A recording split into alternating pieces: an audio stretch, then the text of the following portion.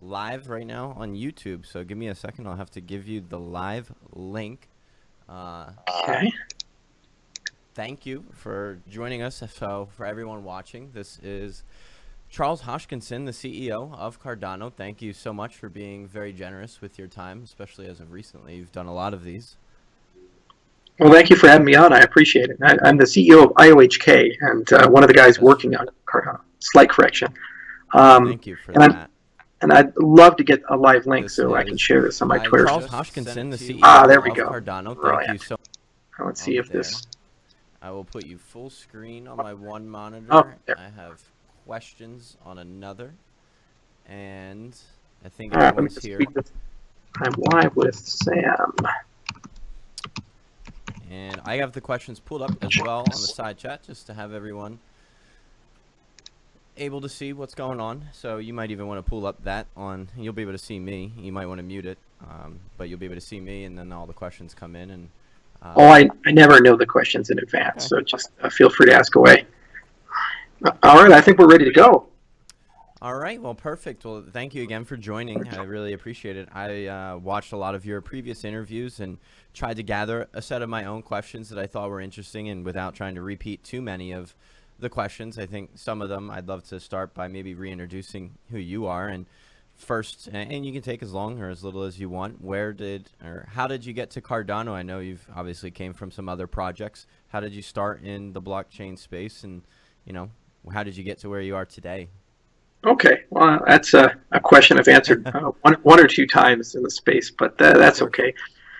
So I started back in 2013 in the cryptocurrency space, and originally I started on the education side of things. And so back then there was Bitcoin, and then everything else was kind of like Bitcoin-esque. There was no Ethereum or anything like that, and it was mostly just a reparameterization of what Bitcoin was doing. So what I did is I created something called the Bitcoin Education Project, and basically what we were trying to accomplish was to create a collection of Creative Commons content that we would post on YouTube and Udemy and other channels and sources with the goal of bringing 1 million people into the Bitcoin space. And so it was everything from what is money and why do we care to like what does Bitcoin bring to the table and why is it interesting.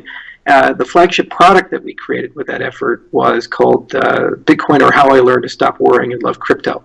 So it was a class that we put on Udemy, and we ended up getting about 70,000 students. And what that did is it gave me access to basically everybody in the space. So I met Adam Levine and Andreas Antonopoulos and many, many other people. And back then we were all kind of at the same level. We just had a chance to meet each other.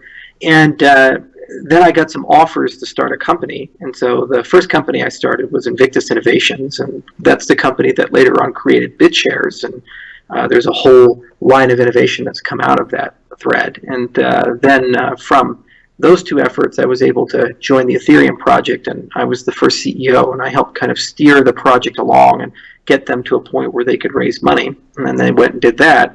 But the company I'm most proud of, and the thing that's consumed the vast majority of my time in the space, has been IOHK, which I started with Jeremy Wood back in February of 2015. And ever since then, I've been the CEO, and we've been working, and we've grown from 2 people to about 100 people. That company briefly is kind of like 2 companies put together in one. One part of the company is a research company, and the other part of the company is an engineering company. So on the research side, we're like scientists. We write papers. We go through the proper peer review process, whether that be crypto or Eurocrypt or ACNS or financial crypto. And those papers are focused on the science of cryptocurrencies. So everything from is proof of stake secure to economic incentives to zero knowledge proofs to all that other stuff that's required to actually make this stuff work in practice. And then on the engineering side, we actually build cryptocurrencies. That's the business model of the company. So that can be a consulting agreement where we kind of help a cryptocurrency get along, and that's what we're doing with Zencash, to actually being core developers of the cryptocurrency. And that's what we're doing with things like Ethereum Classic and Cardano. The project we're most known for is now Cardano. It used to be Ethereum Classic. Work on both. And Cardano is our flagship. We have a huge team, like well over 30 people, lots of scientists, lots of effort, and dedicated project management and so forth. And we've been working on that since mid-2015. first starting with kind of a consulting component of what would a third generation cryptocurrency look like and what are the technological dependencies, to then doing actual research to get the heart of the system built, to now where we're at in the project where we're doing both research and active development as well as QA and product maintenance and so forth, where we actually try to make it better and more usable. So that's a very brief summary. I started 5 years ago in education, and then I became an entrepreneur, and I've done 3 companies so far, and we've built some great products. Excellent. I think it's awesome. Actually, I started a Udemy course, and that was one of the first things that I did to get started in the space, more of like along the lines of how do you get started in investing, as opposed to Right. well, a little bit of history actually of what blockchain is, because I think that's at the core of all of it. So I think that's pretty awesome. Well, remember back in the day, there was like only one thing you could really invest in. It was Bitcoin, and there was a couple of coins you could play around with. But investing was, are you going to buy or sell Bitcoin? It was a very simple position. Of course. So, it would be awesome. How do we get a conversation between you and Andre and Vitalik and other people in the space? That would be awesome to see. I would love to see some more of these guys have conversations. It seems like everyone's closed off. Well, I've had some conversations. The last time I spoke with Andreas was a debate I had with Anthony Diorio and Martin back right when ETC was launched. So that was around 2016. Mm-hmm. And then Vitalik, I was on a panel in Shanghai, and that was for the Bitcoin Winter School. I think that was about maybe a year ago. I saw him also at Financial Crypto, and we spoke briefly. So we chat and talk, but everybody's so busy and everybody's doing their own thing. Unless you happen to be at the same place at the same time, you usually don't end up being on these types of things. Yeah. Is there any, and maybe it's a personal question, you don't have to answer it, and I don't know if it was answered in any of the other previous interviews, but what is your relationship with some of the guys that you have worked with, like Vitalik and Dan? Is it a competition at this point to see who can produce the best product? Is it, cutthroat and no one talks to each other anymore? Or how does that relationship look? Well, I kind of break it into 2 buckets. The people that I can have productive conversations with, and occasionally our interests overlap and we find ways to work together, or at the very least we borrow each other's work in a productive way. So Vitalik and I are a great example of that, where, we did a lot of work with EVM, with K, and now the Ethereum Foundation is picking that up and doing work as well and replacing the yellow paper with something along those lines. So something we and RV did together, they're now taking to the next level and doing something interesting. So that's great. And we, of course, read their papers and look at Plasma and Casper and how they go about economic analysis and so forth. And that gives us some inspiration about how we think about these types of problems. So we don't need to directly talk to each other or to collaborate. It's more of we read each other's stuff, and there's no hard feelings or ill will, and it's quite friendly. And then there's another bucket. There's just certain people that are exceedingly difficult to work with for whatever reason, maybe because of personality conflict or whatever. And they make themselves quite known. And there, it's just a game of the space is big enough for both of us, so you take your part, I'll take my part, and we try not to cross paths too much. I'm known publicly for being a bit harsh at times, and also for when I hear things that I feel are wrong or have not really gone through enough rigorous analysis, to point that out. And sometimes people take offense to that, and they get very angry, and they say things that are at times regrettable. Same for me. And so there's certainly some people in the space who shall remain nameless, whom I strongly disagree with, and we've said some things about each other. And so I just try to let sleeping dogs lie and have Cardano move along and IOHK move along. And so far we've done a pretty good job of that, with a couple of exceptions. Well, it's good. You don't seem to be too bothered by any of it. I'm sure you have a lot on your plate. Because we set the standard for quality. We said, if we're going to make a science claim, I don't care what the cryptocurrency space has to say about it. I'm just going to go to the people who do this for a living, who have done it for 400 years. If you're going to make a cryptography claim, go to crypto and submit a paper. You're going to have some of the top minds in the world reading that paper and telling you where you're weak and where you're strong. And it's double blind. It's not really biased. And these people don't really give a crap whether it's Ethereum, Cardano, EOS, or whatever. They have no dog in that fight. They're more talking about, is this original? Is this novel? Is this interesting? Is it actually viable? Are the claims justified that are being made? And it's very hard to do that. When you go to a forum that has 20% acceptance rate amongst papers submitted by people who already have PhDs, who are already faculty members at universities, that's a very high bar. And that's the bar we follow when we make scientific claims. On the engineering side, we say, who's reading the code? You know, it's not subjective. You have third-party credible auditors come through on the security side and as well as the code side and tell you the good, the bad, and the ugly. So, you know, that's the standard I hold for myself and the projects that I work on. I can understand people have other standards and they think that those are good for them, and that's fine. Ultimately, markets will decide, you know, whether peer review, formal methods, and third-party auditing is the way to go, or some other methodology is the way to go in terms of which products are credible or not. And that's not my decision, it's the market's decision. What are some of those alternatives besides going the route of peer review? Is it just in-house, or what do you... Cult of personality and open source review. I mean, I don't have a lot of respect for the alternatives. You don't have people who don't have explicit domain experience design protocols that require that. Distributed systems, cryptography, game theory, these are not toy fields. They've been around for a long time. They have many adherents, and the people who study them have spent decades, in some cases, of their lives making mistakes. And to say all of that's completely unnecessary, we're going to come in and reinvent the entire wheel, is not only counterproductive, it's dangerous. You know, there's been some projects that have invented their own crypto, and that crypto's been shown to fail, and instead of admitting it, they just say, no, we're above all of you. Or there are other projects where they take old protocols and they reinvent them and add some changes to it, not realizing that they've just reinvented an old protocol, and they claim they've done something completely novel and new. You see this all the time in education or academia, where you have undergraduates or graduate students, you assign them projects, and because they're unfamiliar with the field they're learning, they reinvent things. In mathematics, they'll reprove things that have been proven prior. Or in computer science, they'll reinvent old protocols that have already been completely fleshed out, and in many cases are substandard protocols because some attack or something's been discovered about them. So, you know, I see where the space is currently at. There are certain things in the space which were done with brilliant inspiration and have turned out to stand the test of time. For example, proof of work and everything Satoshi has done. You know, it's not grandstanding. The fact that proof of work is secure, and we can actually construct a provable secure model to show it's secure. And this was something that we had to spend quite a bit of time thinking about, and Satoshi just got it right heuristically. You just don't see that in normal engineering. So either he got really lucky, or you know, he was a very smart person who did some great things. So I have a huge amount of respect for that. But for every proof of work and, you know, the original origins of Bitcoin, there are a lot of things, including from Satoshi himself, that weren't done very well. For example, the Bitcoin scripting language. That's just a mess. It was added way too late in the development cycle. There were numerous problems with it, and the solution was just to turn off capabilities. And, you know, in some cases, there were errors like you could just create Bitcoins out of thin air, and those had to be very quickly monkey patched in.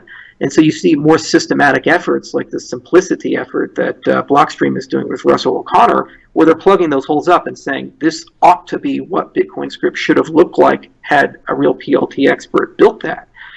So, you know, the problem with all open source projects is you get variable quality. So what that basically means is you have some area where the person who's leading the project is an expert, or they know a lot about it at the very least. And so you're going to get really high quality there. And then there's going to be all these deficits and holes where they probably don't know as much as they should, or they haven't done a literature review, or they haven't looked at competing products. And so those are substandard, or in some cases just wrong. And so it takes years usually for people to build enough clout and enough following to come in and patch all those things up, and then you can get kind of a consistent level of quality. That's okay for most open source projects. It's not okay when you have billions of dollars on the line, when you have retail investors on the line, and you have potentially enterprise actors entering the space. Because if they get burned based on a mistake you've made or a misnotion that you've made, your system loses all legitimacy and credibility, and then people go to another product, which is because, you know, we live in such a highly competitive marketplace. So that's my personal philosophy and view. Other people take a more open source view where, say, mistakes are okay, move fast and break things is okay. But, you know, the nature of the software, the value at risk, and also the fact that it's really hard to change things once you've set things in stone. So the cost of mistakes, being in that realm means to me that you have to take a much more principled, systematic approach, which while it is slower, it does tend to produce higher quality outcomes.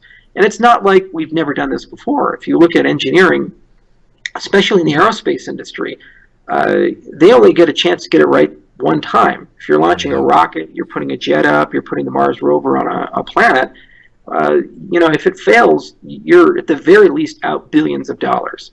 In some cases, hundreds, if not thousands of people die as a consequence of failure. Yeah, so if there's billions of dollars at risk or lives at risk, you have to think about engineering in a very different way. You have to think about your processes in a very different way. And even if you're super duper smart, I mean, NASA's filled with tons of PhDs, right? Mm-hmm.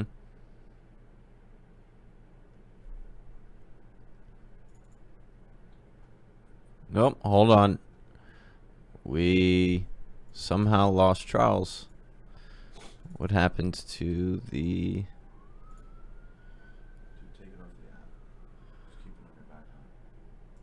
Take it off here? Why can't I? No.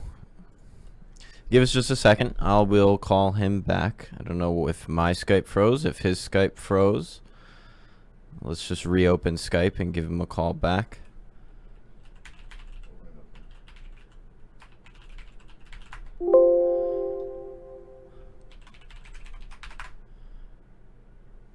Give me 1 second.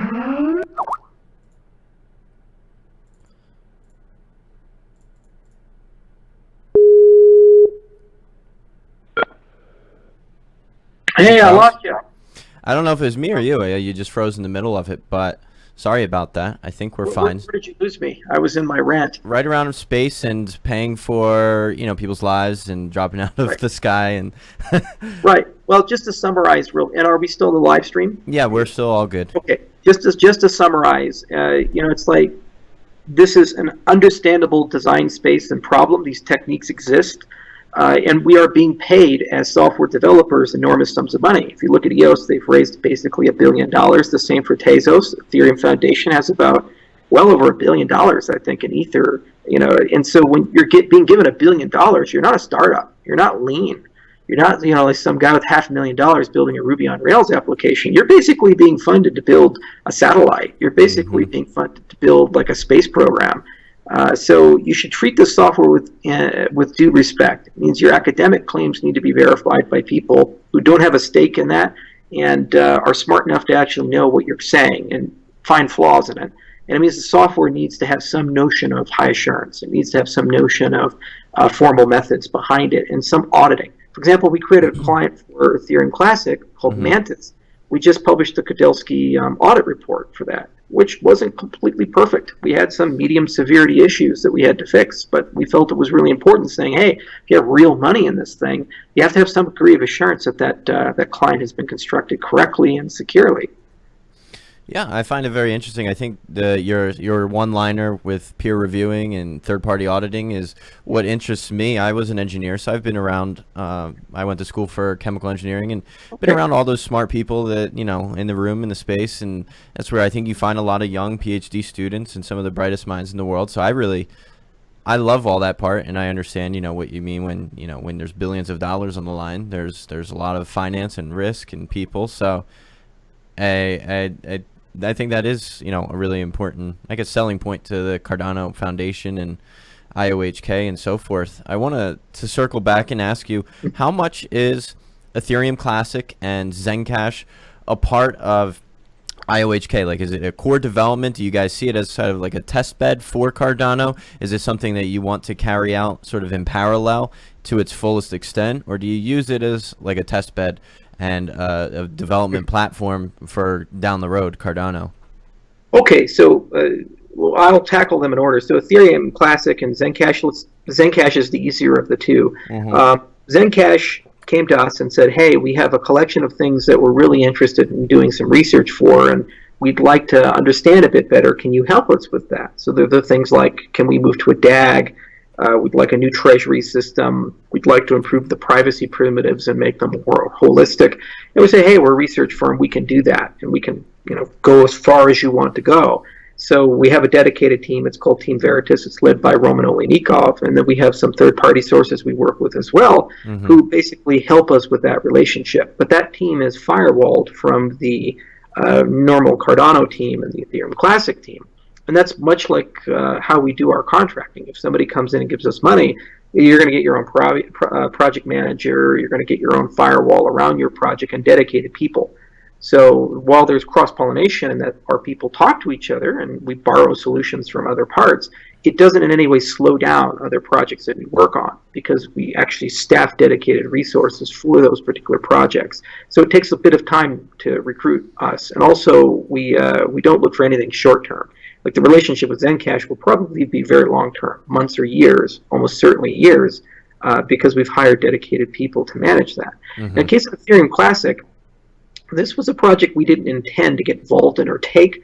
It was just more of a thing out of necessity, where there were two philosophies for Ethereum, as most people who've watched my videos know. There was a code as law philosophy and there was a world computer philosophy. In the beginning, they were kind of coupled together and everything was okay. But when the DAO fork happened, they got split apart and then both chains kind of diverged. And we made a decision that it made sense for us on principles to get involved and make sure that Ethereum Classic wouldn't die out as an ecosystem. So that really meant that we had to get involved in three capacities. One was a community management capacity. Two was in building an actual client to prove that there were people around who could do such a thing, not just fork code, but build something from scratch. And three, to provide a compelling roadmap. So if this community was stable and solid, and they really wanted to go somewhere, there would be a vision of where they could go. Okay. Now, the value of that participation has been that basically it's teaching us how to work in a federated open source environment. It's very easy when you start a project or the project has a strong core group of developers, like the case of Dash or the case of Ethereum with Vitalik, that you can just kind of rule by beneficent dictator. You say, hey, Vitalik came up with Plasma, Vitalik came with this. Okay, that's the roadmap. That's the way we're going. It's kind of funny, $120 billion ecosystem, and it really just kind of converges to a person. And then that person's the leader and will take us forward. And because he's built enough social capital in the ecosystem, he kind of gets the right to do that. Whereas you look at other ecosystems like Bitcoin, for example, or Ethereum Classic, these ecosystems actually do not have a leader. There's no one person you can point to in Bitcoin or one person you can point to in Ethereum Classic who say, okay, that's the person who gets to decide where are we going to take Ethereum Classic or where are we going to take Bitcoin. So to us as a company, it's really good from a pedagogical sense, an educational sense, for us to work in an environment like that, where there's checks and balances and we're not in complete control, or in some cases any control.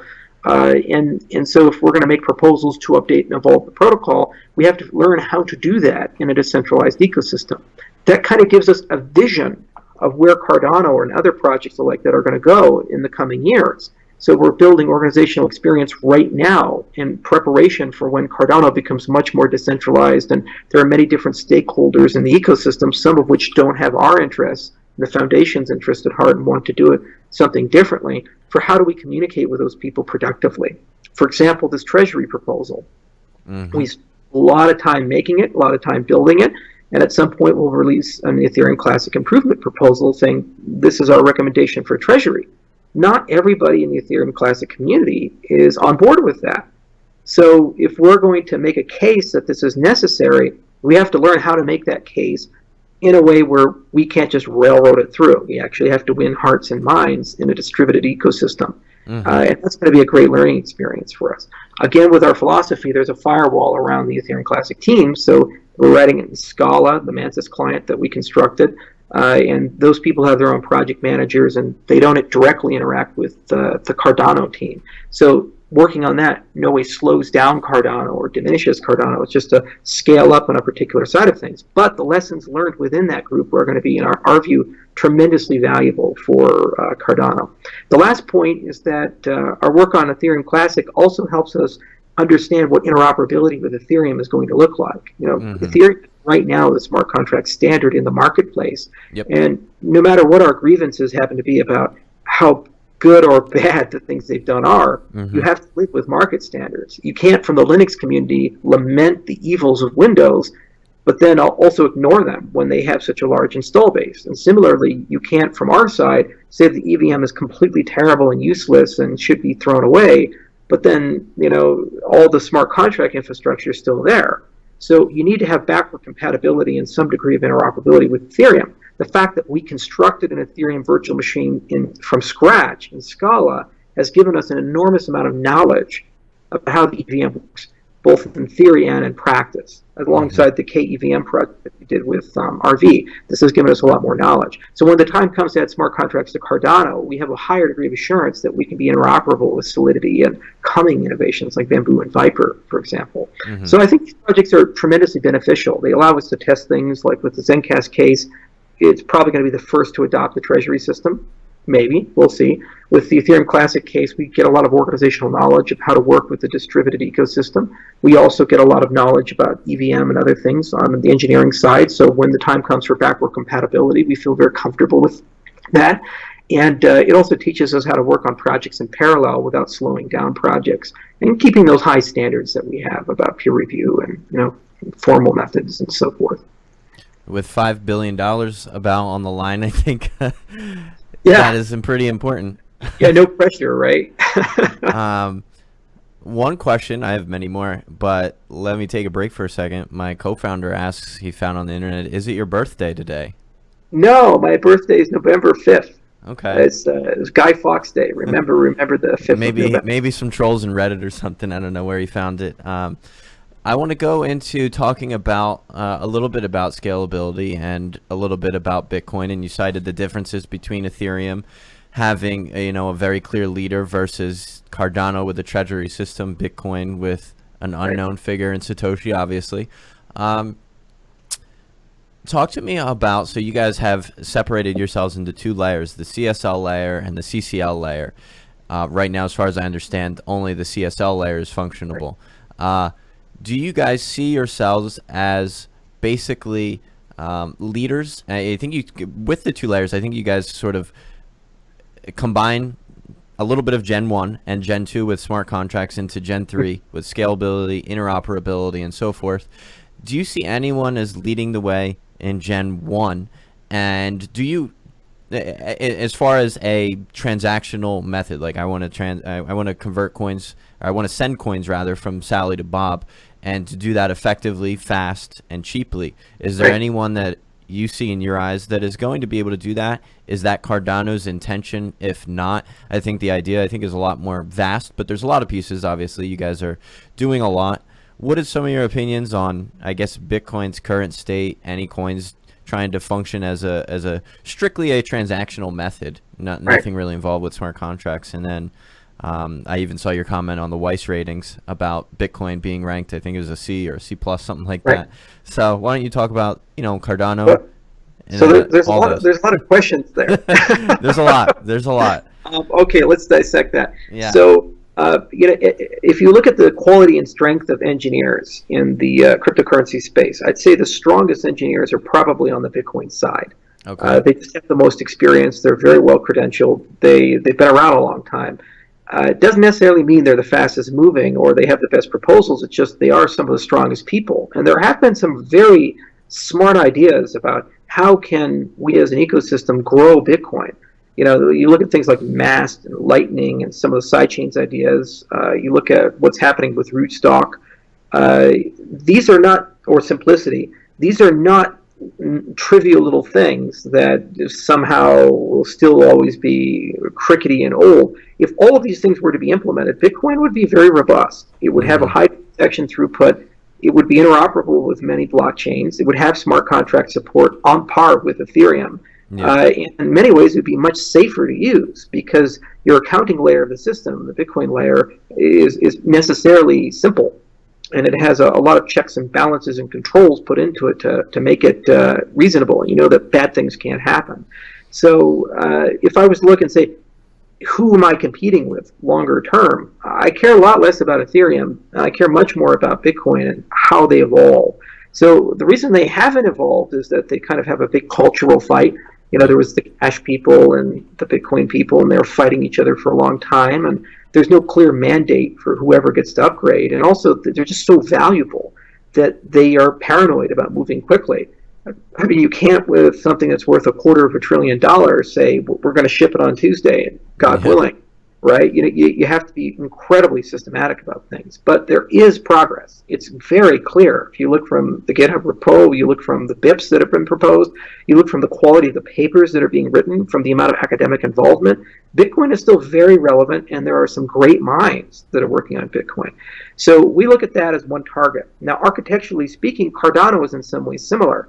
We chose a two-layer model where we have a settlement layer and a computation layer. Now, there's two reasons for that. One is that accounting ought to be simple and dumb, and it ought to be safe.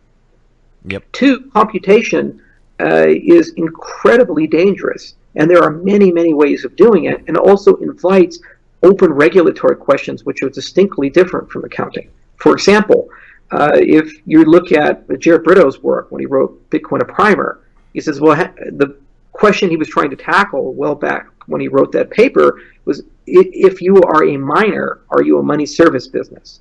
Does the mere act of confirming a Bitcoin transaction in some way require you to be a regulated entity? Now, for a long time in Bitcoin space, and to be fair, this is still kind of a shaky area, but at the end of the day, it's like transactions are fungible. You can't really discern between Alice's transaction and Bob's transaction. So Alice can be buying a candy bar and Bob can be funding a terrorist operation. You would never know as a miner. So the consensus that seems to be brewing is that mining is a low-risk activity, and it doesn't make you liable for the things that you're mining, okay? But when you go to computation, you can now peek into the code. You can now start discerning that there is a difference between the smart contract that pays Bob to patch my roof and the smart contract that Alice is using to run Silk Road Decentralized Edition. And so the incentive for governments to breach into that and start saying you're culpable for the things that you're validating is much higher. And it's an open area. And we already have some precedent in this respect. For example, if you run the BitTorrent protocol, or if you run Tor, just from running the protocol, you could be hit with a DMCA notice. Just from running Tor, there have been people run exit nodes who have been arrested for trafficking child pornography. So just blindly running a protocol, even if you're not directly involved in the actions, the protocol is not necessarily a low liability endeavor. So from a regulatory viewpoint, it makes a lot of sense to separate these two things and say, okay, your money is always going to be safe and low risk, and necessarily limit the capabilities there to accounting only. Then, on terms of computation, you can have many different flavors of computation, and people understand that each and every flavor carries different risk-reward. Risk in terms of failures like DAO hacks and parity issues and these types of things. So the more interoperable you are, the more capabilities you have, the higher the chances we as engineers and scientists have missed something, and risk higher in terms of the more you can do, the more regulatory risk those validators may potentially have. And then reward is obviously, the more capabilities you have, the more reward you get out of it. And then you can have multiple control layers in your system. And there's no cost to having multiple control layers once you've separated your architecture in that way. Bitcoin looks like it's moving in that direction for its architecture with rootstock. If that is successful, there very well could be a rootstock Cardano edition. So all the capabilities we come up with Yella and all the capabilities we come up with Plutus could actually be ported into Bitcoin potentially. So that's, in my view, a much better, more scalable architecture. Furthermore, it allows me to borrow the innovation from my competitors. If the talent comes up with something great, I can take that and put it into Cardano, and it's bulkheaded and it's in its own pipeline, and that'll evolve lockstep with how Ethereum evolves, and ADA is able to access all of that. And there's just very little cost for me to do that. Whereas if they're all bundled and coupled together, your philosophy is bundled, your computation's bundled, and you can necessarily only choose one particular approach. So that's my view on the landscape of that particular model and how these things ought to work. Now, the downside with this model is that the theory isn't completely sorted yet. The challenge with sidechains is that it started as a Bitcoin talk thread many years, and then it was kind of built by engineers, and then Blockstream was the first to actually put a little bit of rigor behind it, but they never wrote a really rigorous paper and submitted it for peer review. So the problem is that we're not really clear about what security definitions ought to be and how to structure an interledger transaction and exactly what knowledge should be demanded of the source ledger and the destination ledger to do validation and so forth. All of those things are kind of murky. When we entered the consensus space, it was the exact same way. In fact, our chief scientist wrote a paper called GKL 15, where he said, hey, I want to see if proof of stake is secure or proof of work is secure. And then he started thinking, what is a ledger? What is a secure ledger? We keep talking about blockchains and ledgers, and we don't really understand what a ledger is and what it ought to have, what properties ought it to have, and what should a secure ledger have over an insecure ledger. So the first thing he had to do was build all those security definitions and proofs out. And then once he had that, then he said, okay, now I can show proof of work is secure or not secure based upon this reasonable foundation. And then we did the same for proof of stake. So now we're revisiting that for sidechains, but it's quite a bit of a project, and it's going to take a little bit of work. You know, the other side of it is that when you embrace this architecture, you also have to think really, really carefully about the validation model. And this is why Ethereum is moving towards proof of stake. It's much easier to run multiple chains in parallel with a proof of stake system than a merge mining proof of work system. And there's more you can do in the proof of stake world. But you still have to think very carefully about liability. You still have to think very carefully about economic incentives and a lot of these types of things. So we're currently doing that work, and it's a process, and it takes quite a bit of time. I don't believe, though, that sidechains is the ultimate solution, though, for scalability. This is something that people seem to push around. It's like, oh, we're going to solve scalability by having hundreds of sidechains running concurrently. It's like, well, yeah, but you still have to find a place to park all the data. You still have to find a way of moving all that network traffic. You still have to validate all of those transactions. And so if the nuts and bolts behind those things are shaky, just by pushing it to 1,000 different buckets doesn't actually make the problem any easier. What you've done is just make it a really big problem, 1,000 small problems, each of which don't have good solutions. So you need to do some foundational work there on how the network protocol works and how you shard data and how you approve transactions so that you can actually sort those things out. And that's another remit of the Cardano project. So overall, I like what Bitcoin's doing. I've always been a Bitcoin fan. That's how I got started in the space. The frustration for me with Bitcoin was just how slow it evolved, and I didn't want to wait 10 years for good stuff to come. You know, and also I felt that the Bitcoin maximalists were blatantly unrealistic about how Bitcoin was going to compete and evolve. You know, when we did Ethereum, I remember the Blockstream people saying, well, we'll have sidechains by 2015, and everything you do, if it's good, we'll have it. It's 2018. Where's your sidechains? Yeah. You know, so I don't think they're realistic about how quickly they can evolve, but I do see an inflection point occurring out of market necessity and also out of maturity, where I do believe more capabilities are going to come into Bitcoin over this year and next year, and Bitcoin's going to be quite competitive with Cardano and Ethereum, and that's going to be fun.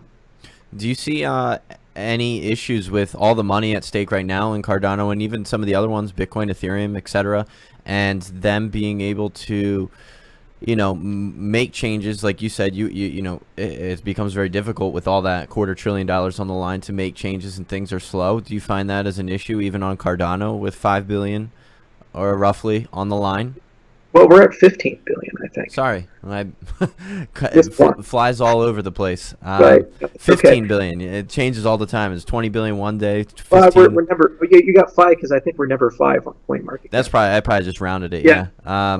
But do you see any issues with that, like being able to make changes to a moving roller coaster? And I know that you don't have the CCL layer active right now, but yeah. So that's a fair point, and we do definitely see that there's a potential to have issues there. In fact, Ethereum ran into this with the DAO fork debacle. You have to have some sort of mechanism to get consensus from your community and your key stakeholders in your community about the direction of the project. And, you know, there's 2 ways to do it. One is to elect a dictator and have that dictator kind of guide you to the promised land. And as long as you have faith in that dictator, usually you get where you want to go for the short term, until he gets corrupt and terrible and, you know, turns into Jim Jones and gives you the Kool-Aid.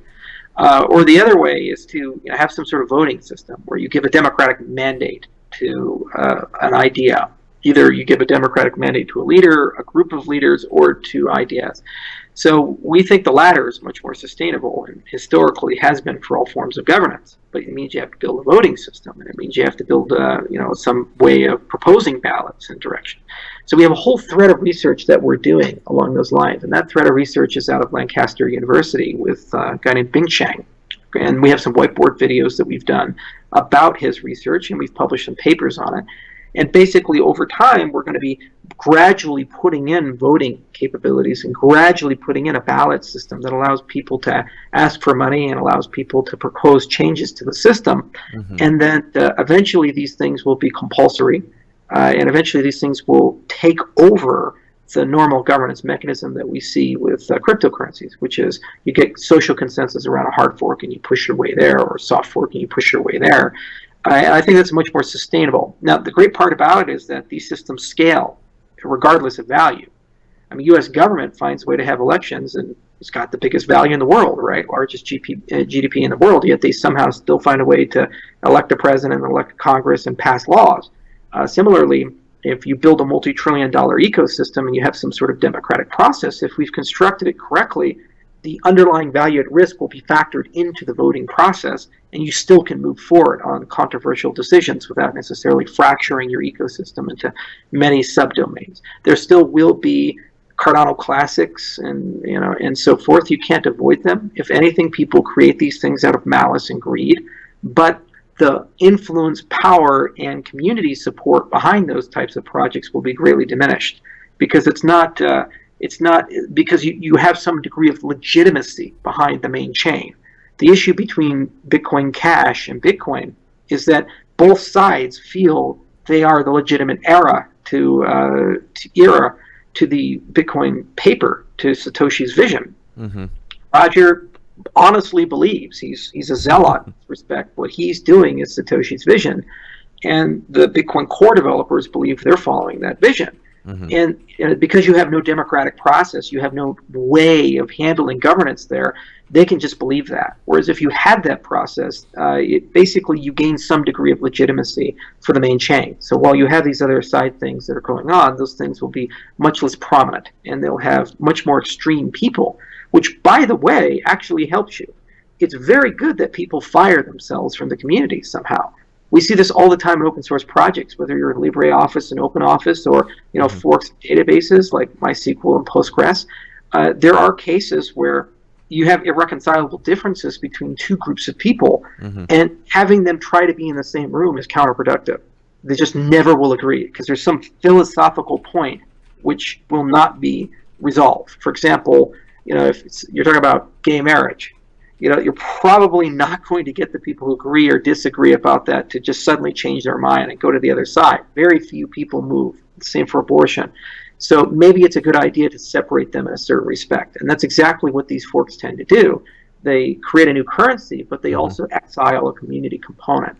And so if you have kind of a mainline thought that's productive and it's evolving and it's growing in the right direction, to be able to remove groups and put them into a different bucket, allow them to follow their own path and grow their own ecosystem, is actually good for both sides. It's good for, and that's what we saw with Ethereum Classic and Ethereum. There's just no way that Vitalik can execute of what he wants to do with the world computer while having this code is law philosophy anchoring him down, slowing him down, and preventing him from doing the many forks he's going to need to get them where they want to go. He's going to make tons of mistakes. He's going to have to bail lots of people out. The code is not going to be where it needs to be. And if every single time he has a debate as contentious as the one with the DAO fork, it'll take 10 years to do 2 years of roadmap. Where at the same time, that code is law community, they put the money in. A lot of them participate in the crowd sale, and they're a very valuable community, and they belong, and they matter. And to say that they're just stupid people, they're arrogant people, they don't matter, when their ethics has resulted in the creation of Bitcoin, I think is counterproductive. And it gives us a chance to innovate both threads in parallel, kind of a what-if machine of what could Ethereum look like if it chose one or the other, and the market will decide which one tends to produce more value over time. In some cases with Bitcoin, they're on top. In the case with Ethereum Classic, it's not on top. And I think that's very valuable to have that the ability to do that. Talk to me about, on that note, about how Cardano plans to manage forks and governance and consensus off-chain versus on-chain, and how they plan to do it differently or better than all the contentious hard forks going on with what we've seen already with Bitcoin and Ethereum. So separation of roles is the first thing you do, and that's what we did in the beginning of the project. So somebody needs to be in charge of figuring out how to make the protocol awesome. That's what IOHK does, and we build it.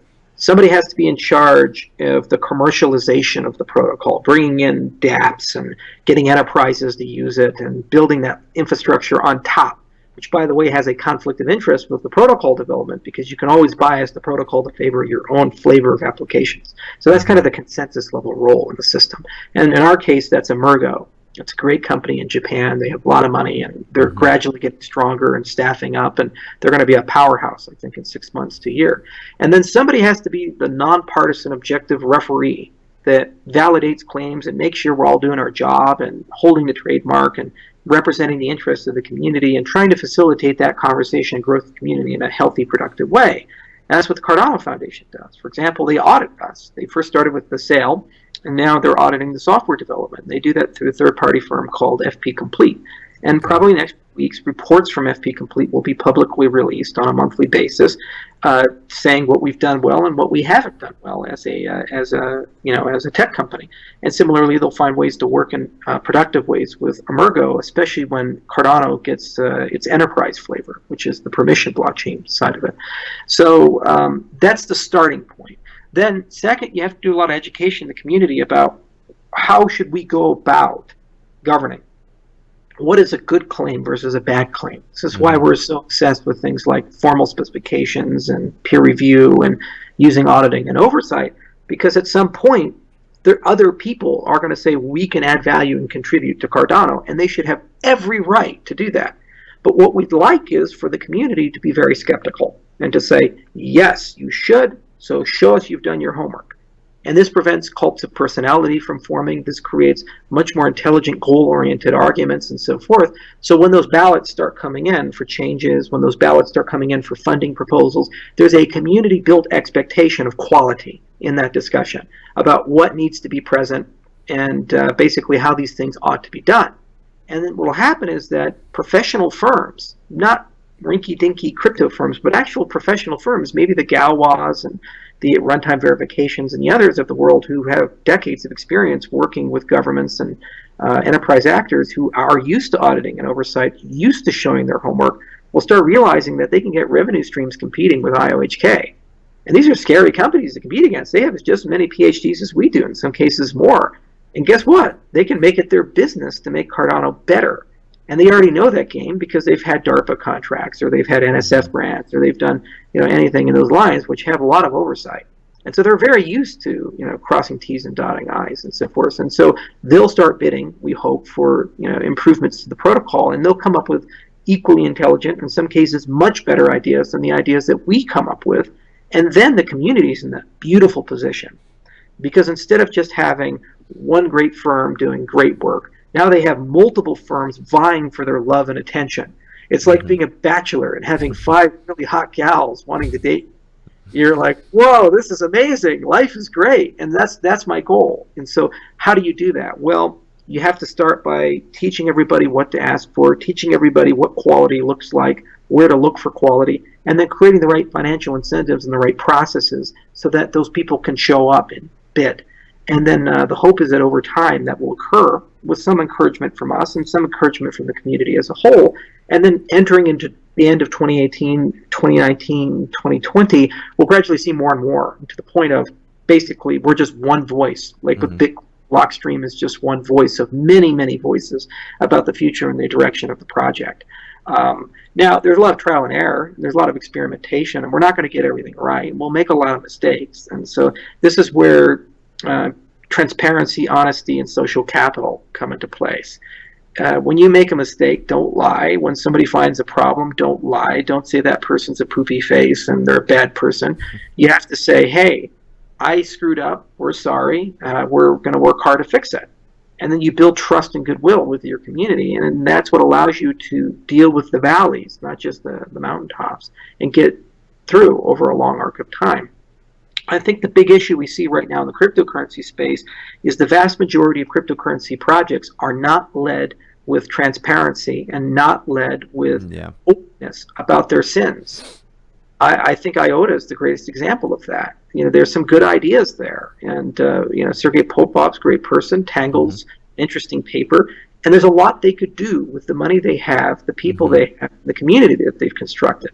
But to say that they've solved every problem, and when a very legitimate organization like MIT has some concerns to respond the way that they did, I think it's counterproductive to building a long-term viable movement and a long-term viable ecosystem.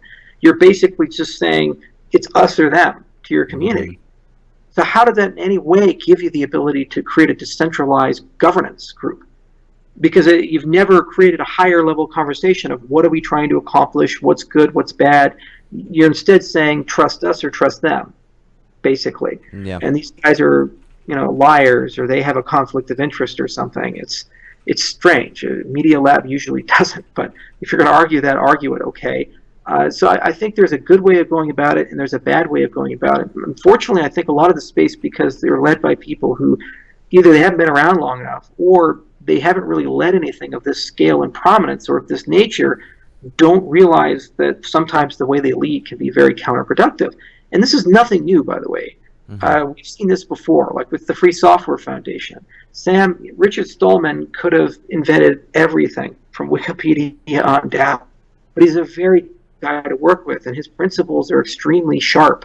And as a consequence, he purposely limited his ability to work with others and to be pragmatic. And that led to the rise of Linux, and it led to the rise of many other open source projects, which he probably could have had the first shot at. So it's not new. It's not like we're original sin. We're just reinventing the wheel a lot. And a lot of the people who are in this space are very young, so they don't know their history, and they haven't seen the things that happened in the 1980s or 1990s or 2000s. Yeah. I have the luxury of working with guys like Phil Wadler, who've been around for a really long time. In fact, Phil invented the first distributed computer game in the world. He was an undergraduate at Stanford when the internet was born, so he worked for Vint Cerf and Bob Kahn, and he created Space Wars. And it was the first computer game to run on a computer and communicate over the internet with another computer. And he just did that, right? So there's like nothing Phil doesn't know about the history of the internet, the history of computer science over the last 4 decades, because he lived all of it. He met all the guys. He knows Tony Hoare. He knew everyone. So when you look at something and we bring something up, he's like, oh, this reminds me of this thing that happened in 1984, or it reminds me of this thing that happened in 1979, or something like that. The same for John Day with RENA. He was there during the birth of the internet.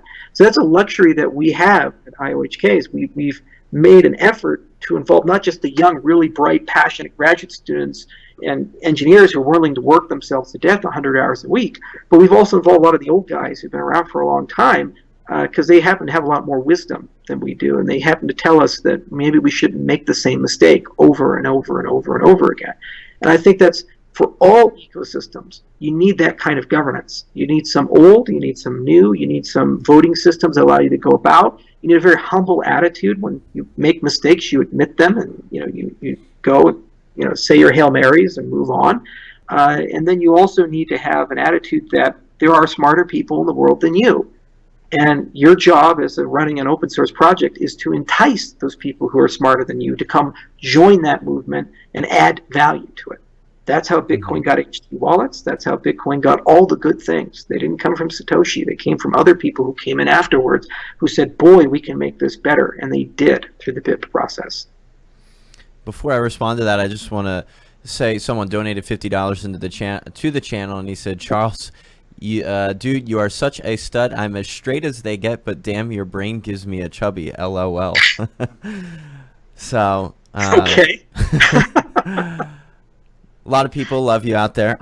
In regards to, I think you said you hired a lot of young, and I think there is a lot of probably immaturity in the space. A lot of young people leading these projects with a lot of people that were willing to work 100 hours a week with little sleep, and you're hiring both ends. You guys are trying to become very well balanced. You have the old systems, legacy, and the new with crypto, and you're trying to merge all of them together, I think, and it's a very thin line, a delicate line, I think, especially when you're looking to perhaps operate exactly in those legacy financial worlds systems. Do you want to talk a little bit more about some of the challenges maybe Cardano faces in that area and how you might be addressing them? Yeah, the legacy financial systems are a mess, and they're a mess for 3 reasons. One, they're a mess because they're fractured and fragmented and siloed. 2, they're a mess because they're bereft of principle. They tend to have geopolitical goals much more so than a coherent vision of how money ought to work. Yeah. And they're a mess because they're invitation only, and you have limited or no control over how they're going to evolve or change. So when you live in that kind of a design space, it's like, shit, what do you do? So the group that's done the most and taken the biggest burden at trying to tackle that problem has been Ripple. Mm-hmm. They've put a huge amount of effort into playing nice with banks. In my view, in some cases, a bit too much, in particular with hiring of Ben Losky. But, it is what it is. Yeah. But at least from that effort, they have come up with some interesting ideas, like Interledger, for example. So the question is, how much should Cardano touch that world? Now, the cryptocurrency purists, they say, guys, the whole reason Bitcoin exists is because that world is broken beyond repair. That world has no principles, that world is corrupt to the core, and that world will never, ever give us anything good. It's controlled by a small group of people who basically rigged it so that they always win. No matter whether the economy is low, the economy is high. When it's high, they are making boatloads of money from mortgage-backed securities, and boatloads of money from long-term capital, and boatloads of money from black shoals, all throughout history. And when it's low, they get bailouts. And they don't get thrown in jail. They consolidate their companies. The banks always get bigger, and the banks write their own regulations. This is done on a global scale.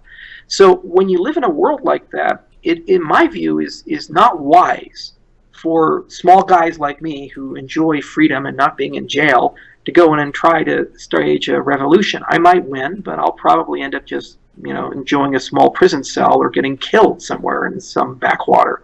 So it's probably a better idea to say, okay, let's be pragmatic about it.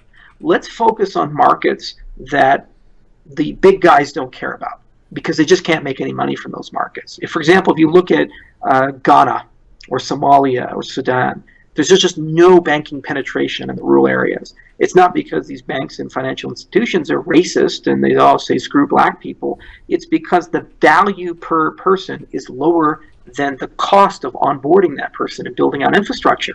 And they just don't want to pay the price. So if I can make a financial system that works for them, and it's cheaper than anything that's ever been deployed in the entire world, now all of a sudden I, by aggregate, can build an army of 3 billion people in a parallel financial system that has identity built in, it has reputation built in, it has credit built in, it has remittances built in. It's faster than the system that we have. It's safer than the system we have. It has much more privacy, and it's disintermediated from local governments, local institutions. There's no barriers, there's no capital controls. And they're just going to let me do that because they don't see that value, they don't understand it, and they don't want to take that kind of execution risk. When you show up with an army of 3 billion people behind you who are more competitive than the old system dies. It's like the Mongol hordes. When they come through, you're done. And so similarly, we're going to build those hordes, and we're going to build it in Africa and South America and the Caribbean and Central and Southwest Asia, the places that need this the most. And that's not a weak system. They'll take it with open arms. And we'll build it from the bottom up, and we'll build it with the same principles that Bitcoin was born with. Now, we live in the Western world. I live in Colorado. A lot of people live in Europe and Canada and so forth. So we do at some point need to create interoperability points. And so there are 3 things you do for that. One is you permit the optional adding of metadata and attribution to transactions. So if you want to declare origin of funds, if you want to put in compliance data, if you want to say that ATM withdrawal was for X and Y and Z, you have some sort of coherent way of doing that a financial institution feels comfortable with so that they can pass compliance. 2, you work with existing standards that are emerging. For example, Interledger. And I think that's kind of a backdoor into the banking world over the next 5 years as Ripple grows in prominence. And I think that's a good network, and they've done a really hard job of trying to wire these things up so that I can talk to them without having to directly talk to Chase. And 3, you just join the bodies, the standards bodies, the R3SEBs of the world, and the W3C committees and so forth that are involved in these types of things, and you try to have your voice be heard. So you'll make small progress there, but you have to accept it's a rigged game. You can work and be interoperable with people who have made compromises in their principles, and then you can also put in features into your protocol that allow you to then to talk to those systems if a person wants to.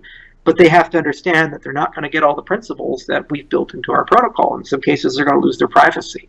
In some cases, they have to declare origin funds and so forth. That's their decision when they enter into that world, but it's no different than decisions they've already been making.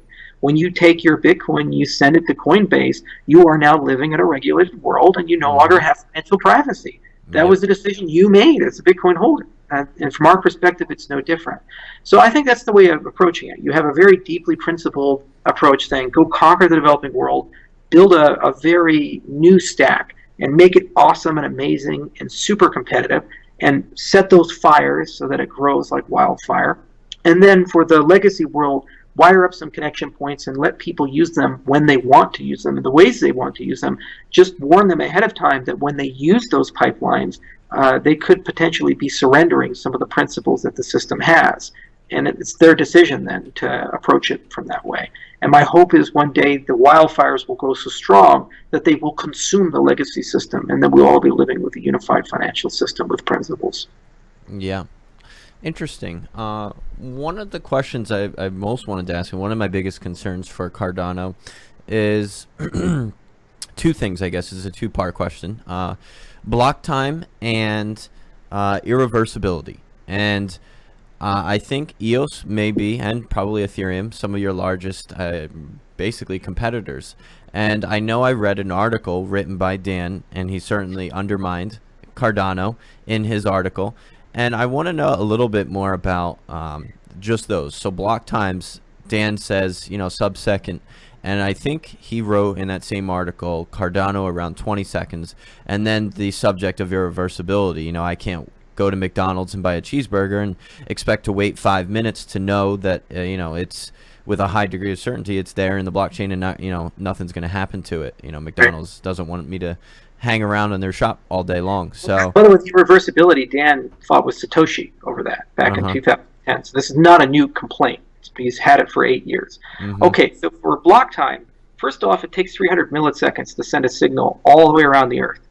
0.3 seconds to do that. Okay, so there are fundamental limitations based upon transmission media and the speed of light about global scale networks, and you just have to accept them. Yeah. So when you set a block latency of how fast does a block propagate through a network, you have to ask yourself, what is a reasonable enough time that somebody on the edge can receive this and stay up to date with the network? And this is not a new question. It's something that Roger Wattenhofer and Eric Decker studied very rigorously at ETH Zurich because they were interested in how short can you make the block interval for Bitcoin. So they wrote a paper back in 2013 about this. Yes. So we said 20 seconds is a good starting point, and then we'll study our network topology. But guess what? We can lower that. We could make it sub-second if we wanted to. There's nothing incumbent in the Cardano protocol that prevents this. In fact, I think Dan has no idea what our paper actually says or how our tech actually works. It's trivial for us to make the block size, block time shorter. We could do that. It's more of a question of, can the rest of the network keep up with this? Now, centralize everything and everybody's connecting to a single point and people don't have to be consistent with the network. Okay, you can make it sub-second. And there's some proposals for these types of things. There's other ways of saying that you can maybe have an incomplete view of the network and you have a probabilistic notion of correctness. That's what Spectre proposes and other people propose. And you, again, can have sub-second block times. But there's always a trade-off when you do these types of things. That's the first thing you have to understand. Now, in terms of irreversibility, there are 1,000 different ways you can construct commercial systems where you can have instantaneous transactions.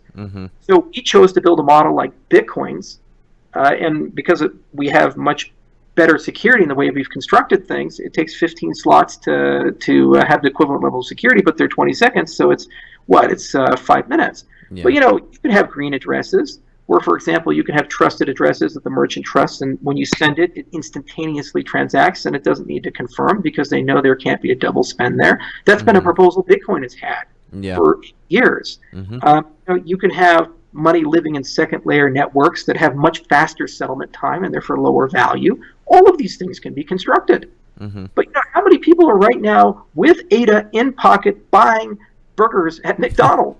They're not. And they're not going to for these types of systems and these types of networks. Instead, When we get to the point where we construct a derivative currency that's value stable, something that's pegged at the dollar or pegged to the euro, that has some sort of relationship with ADA, but it's a different token, we can then have a conversation about how do we get sub-second latencies in that case. In some cases, you can do offline, off-chain transactions. That's another thing that Dan never mentioned. He doesn't understand or doesn't seem to care about in our type of a system. Your cell phones have these things called trusted hardware. And what does that mean? You can construct special addresses in your phones using your trusted hardware, that once you load them, you can then transact them over mediums like Bluetooth, which is instantaneously, and you get two proofs. One, that that's a unique key and a unique balance, meaning there's no other copy of that private key anywhere in the world. It just lives on your phone, and the balance is legitimate. And two, that when you move it to Bob's phone, it's been destroyed on your phone. So you've transferred a private key. Now, from a blockchain perspective, you know what your latency is for that transaction? 0. Because there's no transaction. Nothing has happened. You've just moved a private key. That's perfect for an internet-free culture, right? So I just load up and have standard denominations and have my $20, $100, $50, whatever on my tokens living on my trusted hardware. And when I go to McDonald's and pay, I can just tap it. They get the private key from my phone. It's now living on their end. They get a proof of destruction and a proof of uniqueness, and so they know that's a legitimate transaction. And that's happened at Bluetooth speeds. Point-to-point doesn't use the general internet. Doesn't even have to look it up because they're trusting the hardware. These are the kinds of things that we can introduce over time into our protocol to make the protocol suitable for commerce. But to say that because it's not all there on day number 1, it's a 400-pound bulletproof vest that doesn't stop bullets, and to just go on this bizarre rant that we copied him and we mentioned DPoS 17 times in the paper. Our DPoS is a little different than his. His is delegated, ours is dynamic. You know, delegation is something we added on later on in the paper. We looked much more at Nexus proof of stake and much more at proof of stake proposals back in 2011 and cited them in our paper. And by the way, the other thing in his argument against us, all those details could also be applied to Snow White. They could also be applied to Algorand, who also didn't cite him and also needs some form of a delegation system. Okay, his delegation is compulsory. Ours is optional. These are very different protocols when you actually look at them under the hood. Everything from how sortition works to how random numbers are generated, these are very different. And then he says, all of our work is stolen and our mathematical proofs validate his work. It's an unqualified statement. I would love for him to show which proofs we have validate DPoS and write an argument for that. He can't, because he can't read them. It's obvious to me he can't, and this is what he's done. In 2014, he wrote, Ethereum is a trivial computer science experiment, and any value there can be copied by BitShares. And guess what? He's an ERC20 token on Ethereum now. Yes. This is his history, and the son of a bitch raised $1 billion off of this, and he's built a whole ecosystem on it. If you want true reversibility, use Algorand. Use a simple BFT protocol. They have that. You know, but there's a broader point about protocol development, which is that people don't get trade-offs. It's not like we're incompetent and we have no bright people on our team and that there's just this one guy living on the fucking mountaintop that's just magically dreamed up of everything and has solved every single problem. There is no such thing in computer science world with distributed systems about a perfect algorithm. It doesn't exist. It's a fairy tale. Whether you're keeping a decentralized clock or you're dealing with a distributed database, the reality is that you're going to have to decide, do I want performance? Do I want safety? You know, there's a litany of design space considerations, and every single one of them that you start grabbing, you give something up. If you give up availability, you gain some other things. If you have more availability, you give something up for that. And so the game in building these systems is saying, okay, what does the base protocol need to look like in terms of the design of the system? Everything from the network stack, the data layer, to how transactions are validated and improved. And then I'm going to have use domains in my system which do not conform to those trade-offs that I selected. So then how do I take my value that lives in that base domain and move it into that use domain, whether that be trusting hardware, whether that be trusting a different consensus algorithm? There's many ways you can go about and cut that cookie. But you have to be able to build a system that's robust enough that it can talk to other systems that give you the freedom to do that. To claim that you've solved every single problem, none of your work needs to go through peer review, to bastardize the peer review process and then criticize all scientists and say that they're all just out to validate their own views of how the world ought to work, and then to say things that just don't make sense from laws of physics, like violating the speed of light, is bizarre. And it's counterproductive, and it just frankly diminishes the entire quality of the work that this space has. So I just take great umbrage to it. I take great umbrage to the allegations of plagiarism, which were just not true. They did not exist. And if we did it, every single other person in the academic world did it. And I take great umbrage to him not even having a conversation with us prior to writing that. You know, if you're going to write an InfoSec review of someone's technology, the common courtesy practice is to send them an email first saying, I've audited your code, I found some mistakes in it, I would like to talk to you about it before I publish something. You don't just go write a hit piece and say, I'm peer reviewing when I have a personal bias because I'm your competitor about a system. And I'm going to say all these things and get all my cult of personalities show up and say that we've stolen and we have no idea what we're doing. It's just not good form, and it speaks much more about how they approach design and engineering than it speaks about how we approach design and engineering. We have been incredibly open about our trade-offs and our protocols. We submitted Ouroboros to Crypto. Why didn't Crypto have any problem with our citations? We submitted Ouroboros Prowse to Eurocrypt, and both got accepted, both Crypto and Eurocrypt. Why didn't they have any problem with our citations? You know, our random number generation was done with a protocol called Scrape. We submitted that to ACNS. There you go, it got accepted. And there are other core components which have been submitted to other conferences, some accepted, some rejected. But we've engaged the mainstream academic community, the Adi Shamirs, the Ron Ribis, the Shafi Goldwassers, the Sylvia Macaulays of the world, in some cases had dinner with them, sat down with them, had very long conversations with them, disagreements and agreements with them about what we're doing, the trade-offs we're approaching. Sometimes they agree, sometimes they don't agree, but that's the nature of all these things. But we've done it out in the open. We've done it with humility and transparency. And then somebody just writes a hit piece on us, and half his community accepts it as canon and says everything's great and EOS is wonderful. And, you know, it'll be like all Dan Larimer projects. There's going to be some greatness in it that's well thought out. There's going to be stuff that doesn't work very well, and then some stuff that disastrously fails. You know, and then the other question I ask is, why didn't he update BitShares? If he's solved all these problems, why is BitShares not getting all the EOS magic? Why is that not going to be hard forked into it? Why do they need to raise $1 billion to go do this? Oh, but it's not a raise. No, it's a donation. You know, you have no rights. Can you imagine that too? To take $1 billion from people out in the world, and then to say with a straight face that they gave you $1 billion with no strings attached, no expectations. Look at Tezos. They called it a donation too, and Johan decided to treat it that way. And now there are 4 class action lawsuits and a humongous angry mob of people. If Dan was to get injured and there was no clear path to delivery of EOS, do you think that everybody would be just so happy about it and go on and have fun and go to the mountain and go for picnics? No, there would be a mob. They would sue. So I think this is the great moral hazard of the space.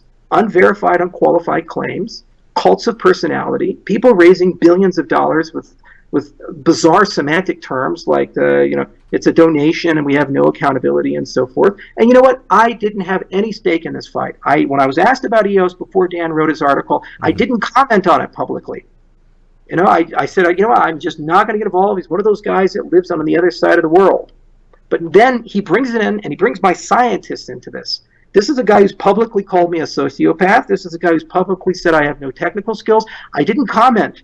But when he said my scientist plagiarized him, and he said my technology is a crude copy of his technology, we're horrible human beings, and that we have no idea what we're doing, and we're all incompetent, then I have to publicly make these statements.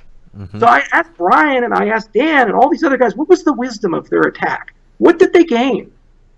You know, what's the point of it? Your people already agree with you. They've given you $1 billion. They're bag holders. You can tell them you're Jesus, they'll believe you. You can tell them you're Satoshi, they'll believe you. It doesn't help you at all, because people, when they start listening to me, are going to ask you to peer review your claims. And when you say 1 million transactions per second, when you say 0.3 second block latency, what conference are you going to submit those things to? You can't. So what are you going to do? You're going to go ahead and diminish the entire peer review system and the entire academic world. And that puts you in a really bad position.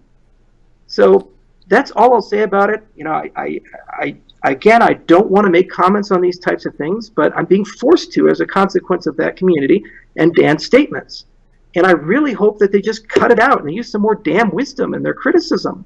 There's plenty of people who disagree with me. The Ethereum people disagree with me all the time. Vlad and I have had epic debates about Casper and what makes a good proof-of-stake protocol, but we've kept it civil, and we've never once written nasty articles about each other. You know, they see problems potentially in Ouroboros on the economic side. We have disagreements about that. We see problems on the classical consensus side of Casper, and they disagree about that. But we've kept those professional. And that's what all great projects should do, is to keep your disagreements professional, and whenever possible, use different communication channels, and don't use the mob to win a debate. And that's exactly what they did. I found it, I had a lot of the same concerns as you. You know, raising $1 billion raises a red flag, and there's just not a lot of information, I think, on EOS, you know, to try and learn about, and being transparent, like you mentioned. And I think what you guys are doing, I respect in the treasury system, trying to remove yourselves. Like you said, if Dan or Vitalik were, you know, unfortunately injured, that is a huge setback for either project. And I think that, you know, I respect that you're trying to remove yourself if the community so wants you to be removed from the project and Cardano and the treasury system. That's a good thing. I think it's a step forward, and I respect your passionateness about the projects. I love to go ahead, go for it.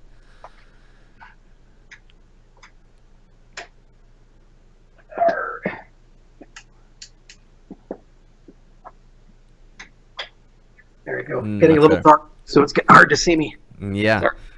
So I respect the passionateness about the projects, and it's difficult to understand, you know, obviously the objectives of both, but I'm in agreement, I think, with a lot of your statements. I want to actually circle back a little bit to when we mentioned, you know, green addresses and Lightning Network, and do we compromise any security, and are you starting to centralize data at that point? If you have things like green addresses or Lightning Network, is there a way to do it? You know, how hard are the objectives to get down to slower block times without actually having to use trusted authorities to do that? Right, that's the ultimate engineering challenge. Yeah. So when you have Is it major possible? well, yeah, that's a good question. So when you have major breakthroughs of theory, then, you know, those are significant, because what they say is you've moved the trade-off window a bit. So you've discovered something so novel that things that we thought were permanent can now be moved a bit into a different direction. And there's certainly been some, you know, pioneering work in that respect. But ultimately, your trade-offs are usually in terms of privacy and centralization. So the more performant you want or reliable the system you want to be, generally you start optimizing around some form of federation or centralization. So this is the old resiliency versus fragility debate. And there's actually great essays written about this. If you look at John Clippinger's From Bitcoin to Burning Man, they actually have a whole essay that they wrote on resiliency versus fragility. So the modern financial system is actually very fast. You can do high-frequency trading, and you can do all these things, and they're amazing. But everybody's the same models, and everybody's kind of drinking from the same water. So when you optimize around that, you have cascading failure whenever there's an issue there. Yep. Now, in the cryptocurrency space, you have some form of question of how much privacy do I want to give up, and also who do I want to trust. So if you were to take your funds and hand them to some federation of Lightning nodes, or put them into trusted hardware, for example, basically what you're doing is saying, I trust that protocol and these nodes, or I trust Intel or ARM or AMD. Okay, the vast majority of people are okay with that. If you just look at cloud wallet usage, a lot of people leave their funds on exchanges, a lot of people put their funds in cloud wallets and so forth. If you look at a lot of people, they are okay with a third party. What they're not okay with is the fine print. They like to be told up front, what are they giving up, who are they trusting, and explicitly what power does this person have over me. So our goal in engineering is to build kind of a very balanced base layer that's quite performant. It has a lot of great capabilities and design space components. And then say, okay, we're going to put all these overlay things, and then we're going to tell you the fine print. And then you as a user get to decide what you're comfortable with and what you're going to give up. And in many cases, that'll be okay for the vast majority of users. And for some cases, it won't be okay. Now, in specifics, like could we get the sub-second block times? Well, if you're talking about offline off-chain transactions through trusted hardware, you don't even care about block times. These things are happening out of band off-chain. And we're also coming up with trustless protocols that can facilitate some of these things. For example, we have MPC circuits that we're bringing into our system. Now, this is great because you only trust the people that you're working with in that particular context. You don't actually trust the whole network. So we have a great example of poker. We have a protocol called Kaleidoscope with poker that we created out of Tokyo Tech with Rafael and Mario and Bernardo. And basically what Kaleidoscope does is say, first off, does it make any sense at all for the Ethereum network or any network to really care about your particular poker game? You are using that network as a service provider to give you trusted shuffling and guarantee that you get paid. But honestly, you shouldn't have to wait for the latency of that network, and the entire network shouldn't have to service your demands and slow down, speed up for that. Instead, what you want to do is say, that's a trusted bulletin board, and it's going to give me a couple of things. Maybe it's going to give me a source of randomness. Maybe it's going to store some commitments. But at the end of the day, 99% of the stuff that I'm doing, the actual game I'm playing, once we've started it, that can just be run through all your players in the game. This is not a new idea. If you look at League of Legends or Dota, for example, they have matching servers that connect people together, but then they have client-to-client connections. And so all those League of Legends games you're playing, they have some connection to the server, but not much, and most of the bandwidth and resources are actually being consumed by the players themselves. Now, that architecture is great because it's low latency, and it scales to gargantuan levels, because the people who are playing are providing the resources mostly to service that particular game. So these MPC circuits that we developed for Kaleidoscope basically let you do that with poker up to, I think, about 15 players. And we're abstracting it to a full casino. And then the next step will be to take it another level and say we can do decentralized exchange and a whole bunch of things. So there will be a collection of protocols like that where you say, I'm only going to trust the people involved, and as long as either the majority or in some cases n-1 are honest or dishonest, it still works. In MPC, it's n-1, so if you have 10 people, 9 can lie. You still know that the protocol is going to succeed or fail. And then there are other things where you're just going to trust a network or a vendor. And there are other things where we can move the theory along and just basically improve the performance of the system as a whole. And we pursue all three paths in parallel. And the great news is that a lot of the great ideas for Lightning that are coming out for Bitcoin are completely reusable, actually, in our system. And in some cases, much easier to implement because we don't have legacy demands, like this kludgy scripting system that we have to work with. It's much easier for us to implement these types of systems. But the moral side of it, though, is you have to tell people that they're leaving the sandbox, and they're leaving the privacy game, and they're leaving the trust game, and they're entering a new system. And that new system is not going to have the same principles, the same level of privacy, and so forth. You have to tell them up front what they're losing when they go into that, and then you let people decide if that's useful for them or not. And most people will make reasonable intelligence decisions. Some people won't, but welcome to life. If you can't safety scissor everything. On the lines of you talked about League of Legends, and when you add more players and components, people to the system, I think that's how you make something scale. So, if they are added to the system, they're helping and bringing resources to the table. And I wanted to ask your opinion. What do you think about not the companies? I'm not too concerned with IOTA, but the technology, the Tangle, and even Hashgraph, because I think, at least Tangle, as far as I understand it, you add more people to the system, you're adding more resources. Right. What are your opinions on just the technology? Nothing to do with who's behind it, who created it. Yeah, so the tech is very interesting, and I think there's some great novelty there. So usually how this stuff works is that you start with a brilliant inspiration, like proof of work was just brilliant. Right? You just come up with something, and then you publish it and release it, and you build something, and it's kind of a fun toy. And then people start using it, and they discover that there's some good parts, there's some stuff you've missed, and there's some stuff that actually was wrong in your design. And once you have that, then you revisit and revise and revise and revise. And so IOTA and Tangle are basically along that line of thought, where there were some really good ideas in this whole DAG topology, and saying that we can gain resources when we gain people.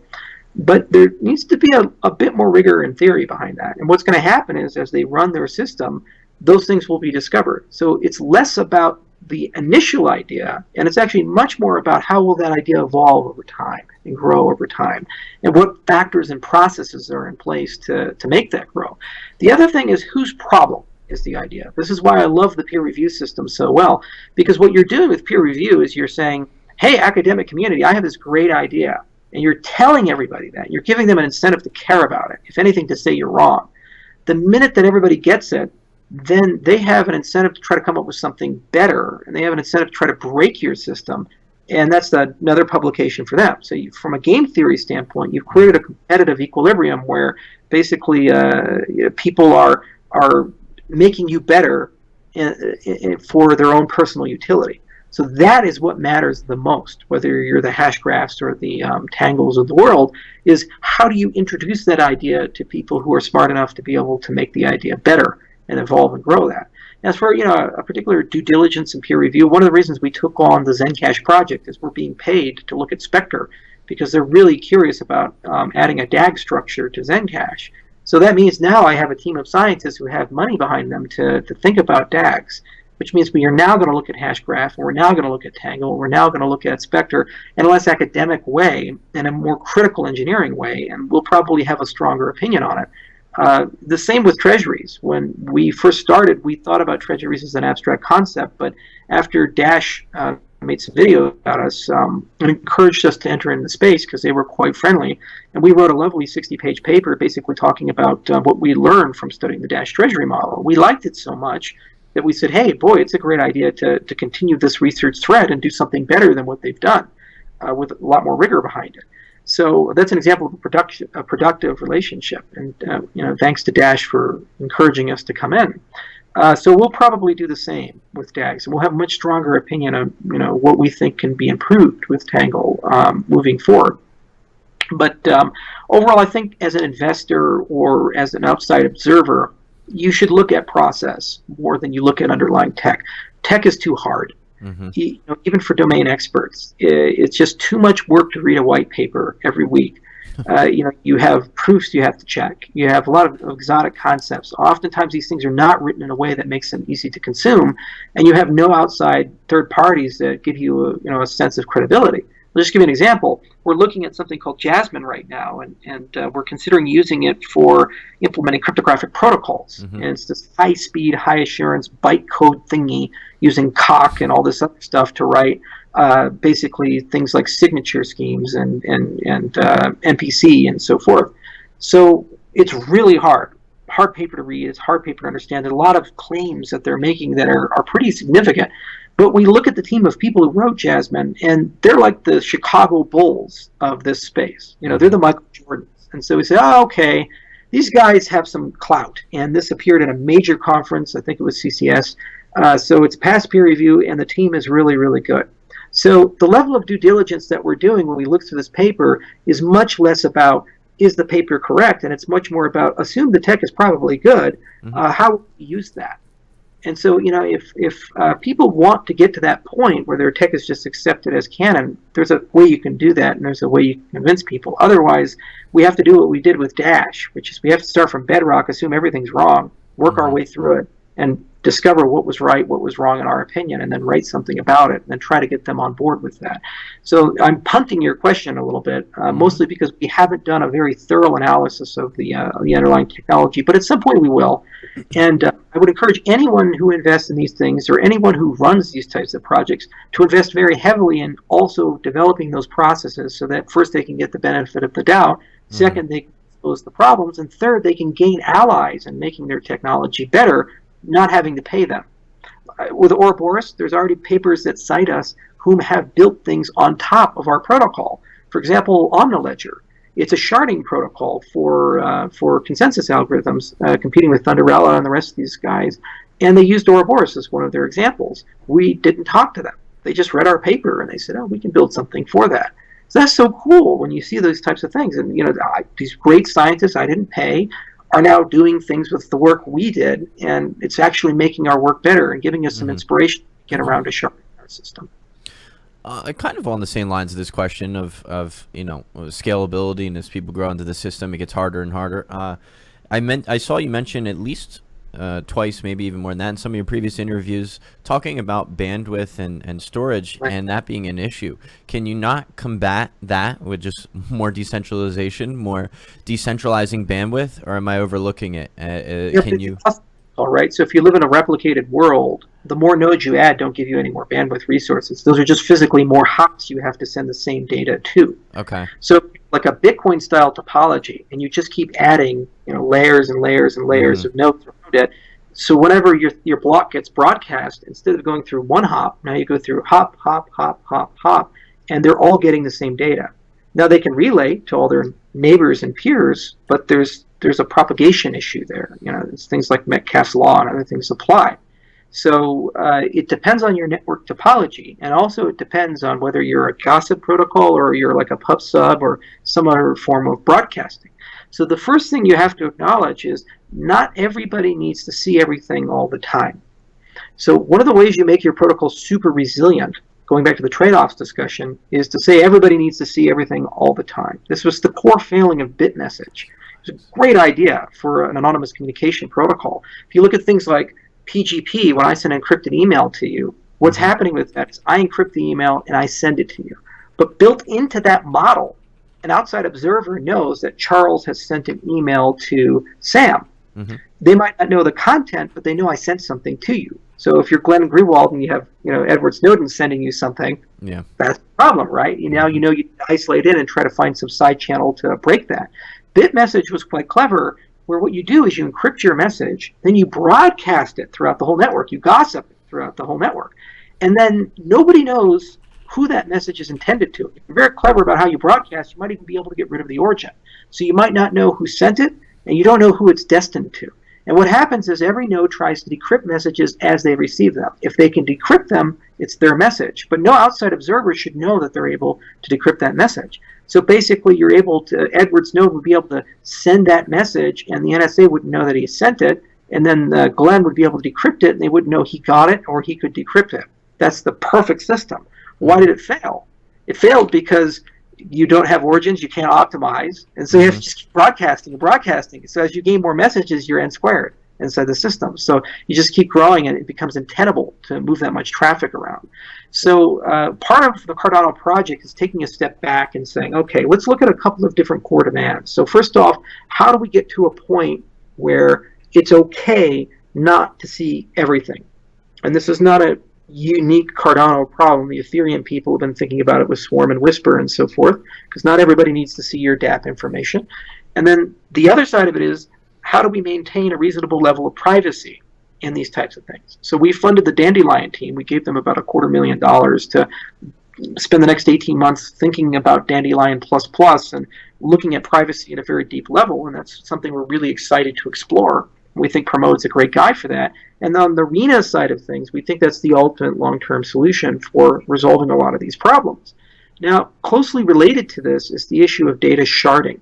So if you think about it, just a single blockchain, it gets real heavy at some point. If you're useful, you become a victim of your own success. You'll end up getting a blockchain that's not in the gigabytes, but it gets into the terabytes, and then the petabytes, and then the exabytes, and then eventually yottabytes. It just keeps getting larger and larger and larger, and no one person can possess all of that.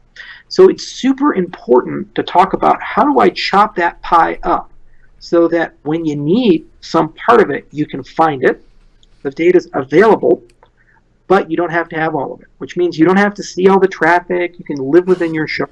Everything's okay. And there's some ideas about how to do that as well. And the good news is some of our sidechains research helps with that tremendously, because it gives you a way of compressing a representation of the chain. And the good news is that we're not the only group of people who think about this, like the Filecoins of the world, the IPFS people and so forth. They think about this stuff too. And they have a lot of money to think about this stuff. So this is a great example where we can work with our neighbors and we can come up with some standards that are just not Cardano exclusive, and then we can combine that with what we're doing with RENA and what we're doing with Dandelion and other projects, and we can come up with a much more intelligent solution. The other question is, when do we need to have this solution by? Like, what is the date? Is this an academic thing that will go on till 2050 and it's never done like art? Or is there a thing where we say, oh, okay, at this point we should have it? In terms of RENA, we think that we should have a really good handle on everything we need to do and start doing those things by the end of 2018, and seeing 2019 as our formal implementation year, where we get as much progress done there. This also includes alternative network topologies and the use of trusted relays and other things like that. We'll have a whole philosophy about that. In terms of privacy research, we think that a lot of the foundational privacy notions can be rigorously stated, and these trade-offs can be better understood, probably also in parallel by the end of 2018. When we'll need this by? We'll need this when Cardano becomes very successful, commercially speaking.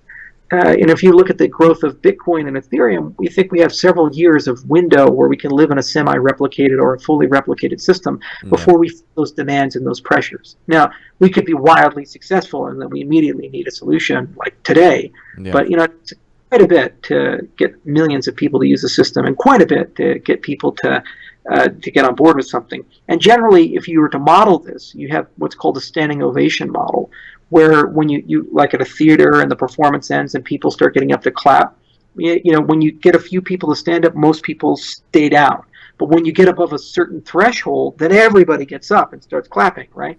And so it's the same way with these types of networks. You kind of have some small amount of growth, and then you get to some inflection point, and then you have a huge amount of growth, and then you hit another plateau, and you kind of stay there for a bit, and then you go through another one, and so forth. So if you look at the growth of Bitcoin, Ethereum, or any of these other networks, they tend to follow that. It's just because they're more popular, they tend to get compressed a bit. And there's also a difference between utility and speculative growth. Just because your market cap is really high doesn't mean a lot of people are using the currency, right? They can just be trading it, and they can be living only on exchanges which are centralized. So actual real-life use cases, no one, not Bitcoin, not Ethereum, has really made substantive penetration there. You can't point to a single viral use case where that's the dominant winner. There's just not a single one yet. And that's because this technology is not cheap and easy to use for replacing an existing protocol. So I think we have some time, and I think that most of our philosophy will be completed because we've already started the inquiry by the end of 2018. And then 19 will be all about implementing that and pulling it into the system. We have bigger fish to fry, like we need to get our smart contract model out, we need to get Shelley out, and these types of things, and that makes us competitive with the incumbents in the market. We think we can do a great job there. And then entering 2019, because we're starting the research now, and actually start a lot of it last year as well, right when that is brewing, we'll have things leaving the lab and entering the protocol when our competitors are not quite as far along as we are, because we're much better at using researchers than they are apparently. Have you had any troubles trying to find resources, especially with the fast growth? I don't know if you could have expected it to be where it's at right now. Have you had trouble doing that? And an extension to that question is, have you had trouble retaining talent? I think a lot of great companies in the world, like Facebook and Apple and Google, have trouble retaining talent because they go and start their own startups. In fact, you are, I think, a prime example of that. Well, no, we actually, people stay when they come to IOHK. That's another wonderful thing. Like all my critics say, I leave a project every 6 months. I have no technical skills, can't lead, no one stays. Well, we grew to 100 people. And if you look at our company photo in Lisbon, we have a very low turnover rate. And usually when people leave, they leave because of career reasons or family illness, or they just have gotten an offer you can't refuse, like be the CTO of this company or something like that. Yeah. But for the most part, we've been able to not only retain our talent, we've built ourselves a nice little niche within our domain. So we have lots of people applying and coming to us. I've had over 30 applications this month for in the month of January for Haskell developers. 30. When we first started, we get 1 or 2 a month. So we have a huge wave of people who want to be developers for us, and we're quite competitive. Like they're also applying for digital asset and other ventures, which are quite prominent. The other thing is we have a large economic moat, so people know we're here to stay, and we have a lot of resources, and so they feel very comfortable in their job. And we have deep principles and really novel and unique technology. When I hire a Haskell developer, I'm not saying go write some Haskell code. I'm saying, by the way, at some point in your system, your development workflow, you're going to be encountering maybe the use of scicalculus and Isabelle, and using liquid Haskell and quick check and all these other things. And for a person to be able to write code in Haskell alone is a luxury. To have those types of things outside of academia is like a once in a career type of a workflow. And it also helps that we have kind of like the crown princes of Haskell working with us. We have Duncan Coots and Phil Wadler and others.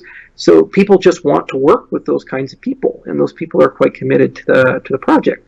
On the research side, the magic of IOHK is we found a way to tell a researcher they can still be a researcher but do useful industrial things. Mm-hmm. Usually you have this terrible choice you have to make when you get done with graduate school and you have your PhD. Do I go and get a postdoc or go for a tenure track professorship position and really not make a lot of money and have to work really hard for 10, 15 years, get some clout, but the reward there is basically a job you can't be fired from, and you get to be a big fish in a small tank? Mm-hmm. Or do I go into industry, make a lot more money, but in doing that, I'm probably going to hurt my academic career and close that other door? Mm-hmm. What we've been able to do with industrial research is say you can basically be as if you were a professor living in that environment. You're still publishing papers, you're still getting a CV, you're still going to conferences. In many cases, you're working in a university, an office in a university, and you're keeping those connections, networks alive, but your research is now directed towards things that are commercially valuable for us.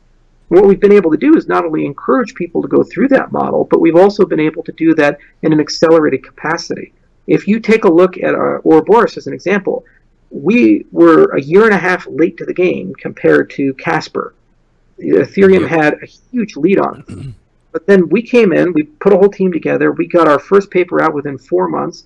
It failed first time we tried peer reviewed, second round, it succeeded. We did 6 revisions of the paper, and we implemented it and put it into a system in less than a year. To go from whiteboard to white paper to peer review to production system in 1 year with cryptographic engineering is almost never done. It's unheard of. And we were able to do that because we were just so good at whipping our guys and getting them to work hard, and they're super excited. And not only did we succeed there, they immediately recognized we need to write 7 more papers. And they're systematically working their way through. We wrote Ouroboros Prowse, some new random number generation paper. We now have something for Bootstrap from Genesis and proof-of-stake side chains, and eventually we'll have Ouroboros Hydra for sharding. But all of these things can be done in a matter of months, and we have the right people and the resources, and we know exactly who to ask. The other thing is, because we are using domain experts, we know we have those relationships when that stuff comes up. Like, for example, everybody would like to be quantum resistant. Mm-hmm. Okay, yep. What the hell does that mean? It means you have to use some form of a quantum resistant signature scheme and maybe some other stuff. But then you also have to model a quantum adversary. And that adversary has different capabilities than a classical adversary. Okay, so what does that mean? It means that we could be really smart and try to read a lot of books and try to figure it out ourselves like most people do. Or we can just talk to the guy that invented half the theory. Call them up and say, hey, you want to write a paper over the next 2-3 months, and we'll give you a little bit of money for some directed research, and your paper will appear in a major conference. It'll be commercially relevant, and it'll be a great collaboration for you and your graduate students. And guess what? That guy says yes, because it's just a slam dunk for him. He's not leaving academia. He's not sacrificing any career, and he gets to now write a sexy paper that he can brag about at the next conference. And now we have the top mind in the world figuring out how to do that, and it's not going to be missed. Second, when we submit for peer review, almost certainly will be accepted because its quality level is so high, and all the other top minds are looking at this and now thinking about the same problem we're thinking about and giving us advice about that. So we found a way to do that in our community, and it took a long time. It took us 2 years to kind of build those relationships. When I started IOHK, I was like, hey, IOHK research, and people are like, who the hell are you? Get away from me, you're ugly. And now I know we've succeeded because they come up to me, they ask me for money. They're like, hey, you sponsored this conference, or hey, I got some research, can you give me a grant? I was like, yes, IOHK has succeeded. All right. So it's been explosive. And so we've been able to retain the talent, keep growing. And our team continues to get stronger. In fact, the last 6 weeks, we've hired 8 developers, Haskell developers, and we brought them aboard. We also have an expansion of existing teams. The runtime verification team is going from 8 people, and we're contract negotiating right now to be about 19 to work on Yella. It's a humongous expansion of that team. Some of it is to make K better. Some of it is to explore things like proof-carrying code. Some of it is to really make Yella the best virtual machine ever built. But then we're also expanding the Plutus team because we're going to run a different chain for Plutus Core. And we're thinking about things that have never been done before in our space, like Scott encodings, and really building a super secure sandbox for super high assurance code, which really difficult to emulate in the Yella side of things. And then we've also brought on Tweeg, which is a French Haskell development firm, and they're one of the top in the world, and we brought them on board to help reduce some of our technical debt and also help us with formal specification work, in addition to the 8 people that we've hired ourselves, who are all Haskell developers. So we found a way to scale, and we found a way to retain, and we found a way to navigate quite well. And a lot goes into that. I don't sleep much because you have culture going. You have to travel a lot. It's a distributed company. So, you have to get together as much as you can to make sure people keep the benefit of the doubt. But we're very confident with what we have, and we're quite happy with what we've done. Have you found, and so that's great. I think it sounds like you have some people lining up that are interested in partaking in your vision in Cardano and IOHK. Do you see any challenges for Haskell and other developers, dApps? I know you commented earlier that you said you're working to make the transition, if someone were to want to transition from Ethereum to Cardano, very seamless. Do you think it would be, how will that be different? I know there's platforms out there like Neo, for example. I think they support 5 languages at the moment and want to support 5 more. Is that, and obviously I think one of the biggest challenges right now for Ethereum, maybe not, is Solidity and dApp developers. Is that going to be an issue? How well known is Haskell inside of the programming world? And this is one of the things that people say about us. There's like a laundry list of things people say about us that just aren't true. One thing is we have no product. Second thing is you have to use Haskell to write smart contracts. That's not the case. So there's a big difference between the language that you use to write the protocols in and the languages that you use to write smart contracts. These are separate topics. We chose Haskell to write protocols in because we know we can use Haskell to achieve a higher level of assurance for a security perspective and from a correctness perspective than we could achieve with an imperative language like Java. But that in no way is what you can write smart contracts in. In fact, we currently don't support Haskell smart contracts. We might, but we don't.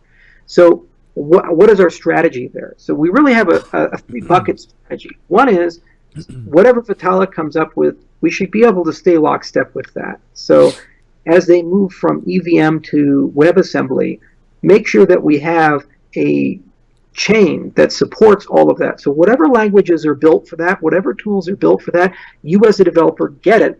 You're just running a different consensus algorithm and you're using a different token. Okay, so that's the legacy, we're going to support that side of the world side of things. Then we want to be universally interoperable with as many languages as possible. And if you look at the market standard there is LLVM. They're great. JVM is also great. But LLVM is just awesome. There's just very well understood, decade and a half development workflows supported by Apple and others about LLVM that's amazing. So we based the design of Yella on LLVM. And we said we want to take a big technical risk.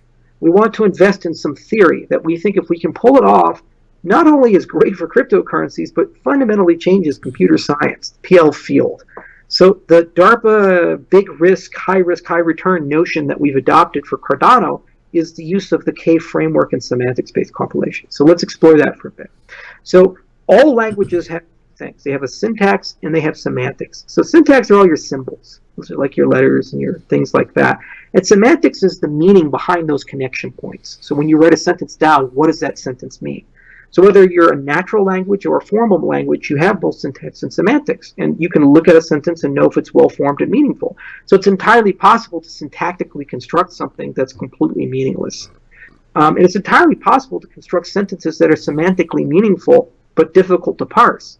For the greatest example in the world of that is a sentence that's correct but not understandable. It's called buffalo, buffalo, buffalo, buffalo, buffalo, buffalo, buffalo, buffalo. So 8 buffaloes. If you Google it, you actually see the breakdown of that, and it actually has a meaning. You can parse it.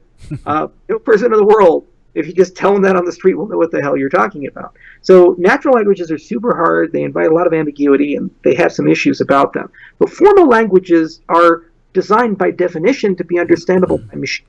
So we have a lot more tools that we can use to parse and translate them. So when you talk about supporting a language like Neo supports 5 and wants to support 5 more, what you're really talking about is you have a path for a developer to write a language and then pile that language to run on your system. So what K does is it allows you to write down what is your language in general, not your program, but your language in general, all about? So you write formal semantics of that language in this meta language called K. You do it only one time, and it's done by domain experts. So people at University of Illinois, Urbana-Champaign, and runtime verification mostly. And those people say, okay, let's write the semantics down for C. Let's write the semantics down for Java. Let's write the semantics down for Viper, for Solidity, and so forth. Now, once you do that, then you can use a process called semantics-based compilation, where you can translate a K program into another. So it's like a compiler. You can take one language into another. So we're building up a very large team to kind of build all this tooling out, and then the hope is if we can get it done, then all we have to do to support a new language is pay the one-time fee of writing the semantics down. And for small languages, that can be done in weeks. For big languages like C++, it'll take months, but you only do it once for that version of the language. Then you just post it right to the blockchain. It's only a few kilobytes, and then you can pull those definitions right off, use a semantics-based compiler, which can be built right into your IDE, and then it translates your language into something that would run on Yella, our virtual machine. It looks a lot like LLVM. That translation product is very similar to what you'd look like for a compiler at LLVM.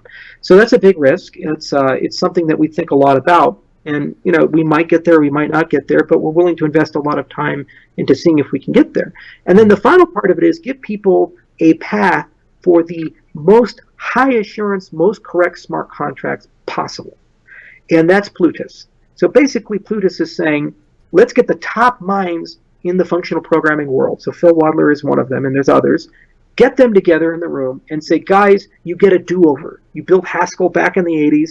What did you do well? What didn't you do well? And let's build it with the mindset that this code is going to be running on the Mars rover. This code is going to control $10 billion of other people's money. This code is going to be in your pacemaker, and if you screw it up, they die.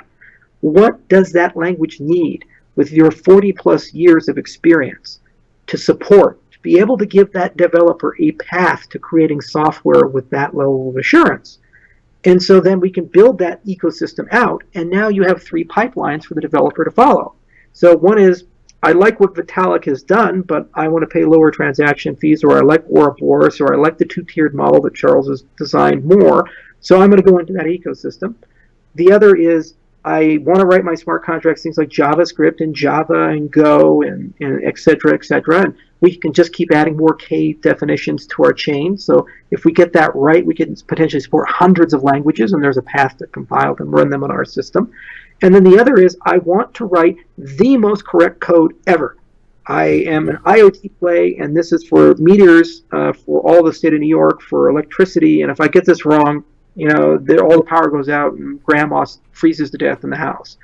We can't risk that. So I'm going to spend extra engineering time, but I have a safe chain to deploy that.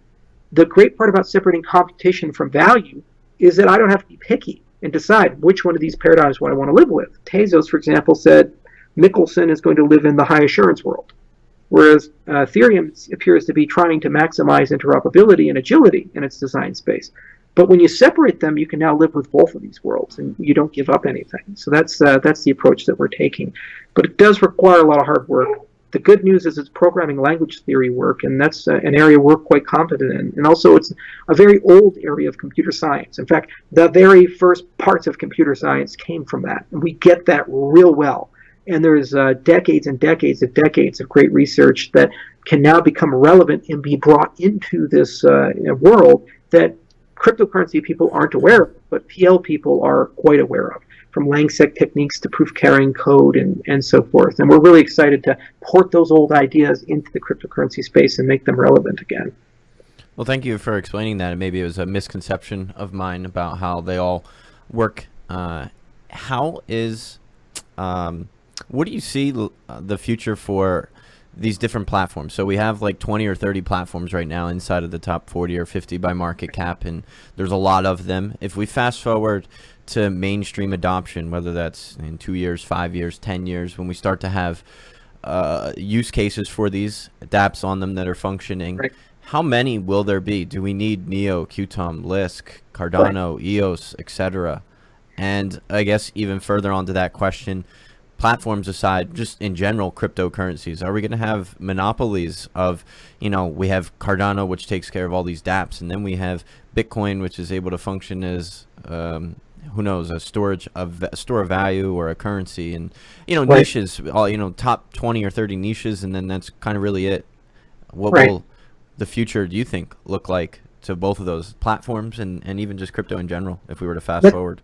That's a great question. So you always argue by analogy when you see these things because it's the future, right? So I don't the future, so I can just look at the past and say what in the past has happened and what are we most like in terms of the past. So the question is, are we like internet protocols or are we like languages and culture? So internet protocols, there seems to be this desire to consolidate. So you start with a lot of ideas, but eventually you consolidate around TCP/IP, for example, and that becomes the one protocol to rule them all, and then everything. Languages and culture are much more controversial, right? There are thousands of them, and nobody wants to change. And even if you move between them, the switching cost is quite high. So I would argue because money and privacy and everything involved in commerce is so intimately personal to you and to me, and your needs are so much different from my needs, that it's not possible to develop a protocol which encompasses all of that. Instead, you're going to do is you're going to end up having a lot of niches. It's a long tail market where you're going to have a lot of different solutions. Now, it's entirely possible, though, to have whales among these many silos. And those are probably going to be different things. For example, Bitcoin is probably never going to go away.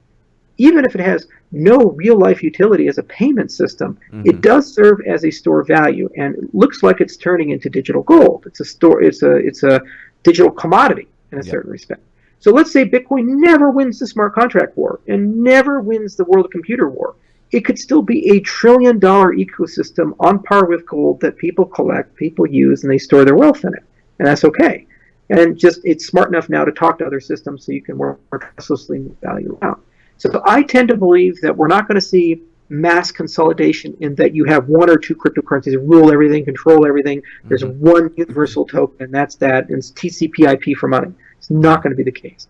I think it's much more like languages and culture, where you're going to have an enormous range of opinion and diversity. And what's more meaningful is the internet of value, the internet of blockchains. How do you move value and information amongst all these different systems? And how do you do it in a way that you can preserve the trust and the privacy and the other things that you care about from your incumbent system and know what you're giving up as you move between these particular systems? Now, the other thing is, wouldn't it be insane if you go to a developer and you say to the developer, write your cell phone application or write your computer application, and I want you to write it in one particular way that guarantees it will never work on any other platform or any other system. We tried that a long time ago in the 80s and the 90s, and Windows was certainly very aggressive in this, especially with what they did with .NET. It didn't work. Every single time you're a developer, you don't want to bet your entire company's risk, your entire economic well-being on the future success of other people's efforts. Even if they're great people like Microsoft and Apple and Google who have done great things from an engineering perspective, you don't want to bet your entire livelihood on whether they're going to be competitive and do their job throughout. So similarly, if we think about dApp development, what needs to happen is less about how do we get the ultimate virtual machine or the ultimate system to deploy your dApp on. Rather, we view these things as what they ought to be, which is a service layer. They provide computation that's trusted. They provide access to a network. They provide data storage and so forth. And they all come with their tolls. And you as a developer should be able, like with PhoneGap or Cordova or these types of notions, develop it in an abstract way and then make decisions where you deploy and localize based upon your business needs and your customers' needs. And if your customers' needs and business needs change, then you should have the freedom to be able to go to a different system.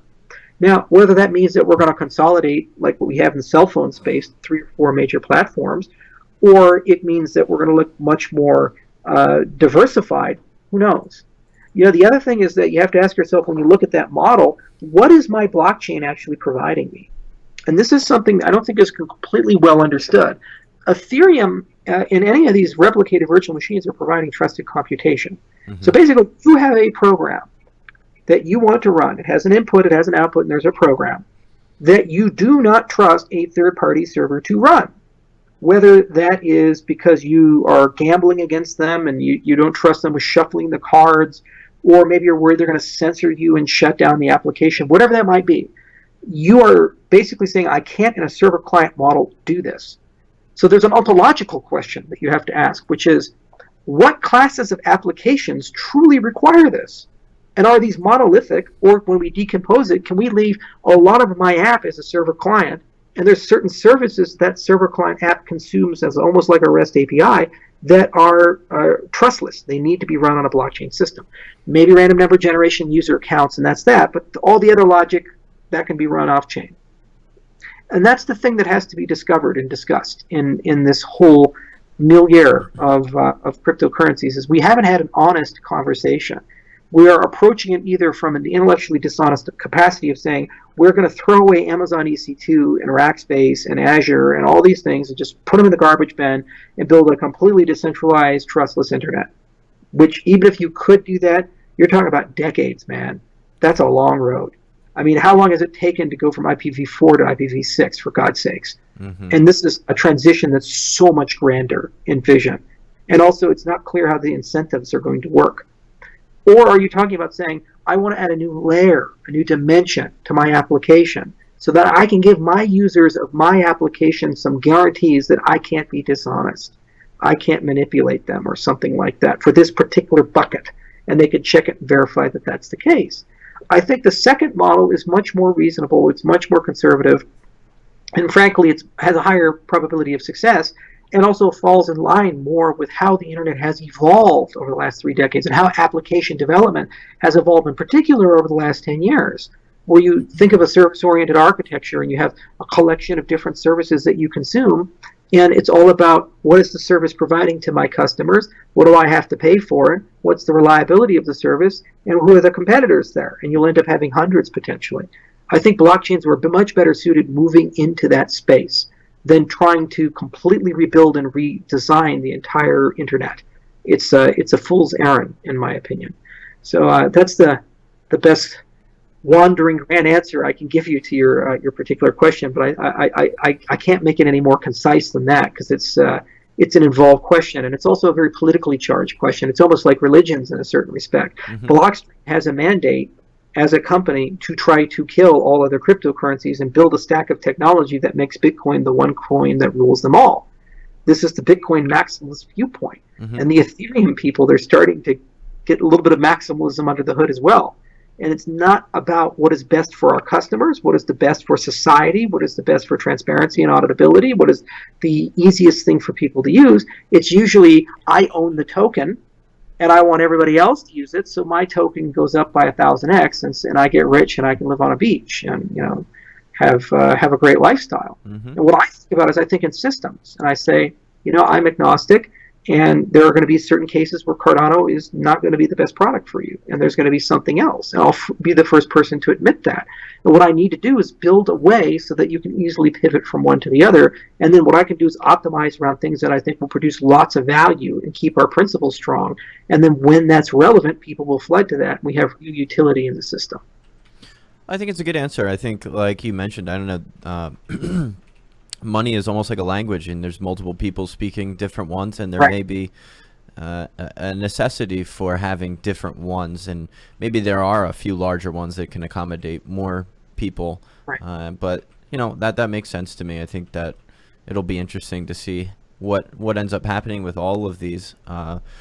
What is Cardano's, and are there any ICOs or dApps planning to launch off of Cardano in the near future that we know of for sure? I think I've came across one that claimed it was. There's so many things on the internet that's saying, Vitalik's an advisor or whatever. So we have no relationship with them, and we were kind of blown away when they said, "Hey, we're going to launch an ICO on Cardano." It's like, well, guys, I haven't told you how to write the token yet.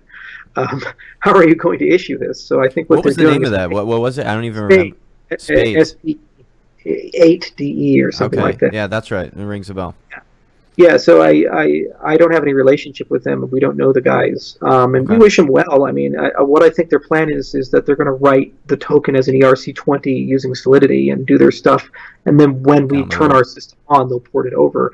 But we don't know anything about them, and we haven't done due diligence on them, so we can't comment whether they're real or not, and if it's a good idea or not.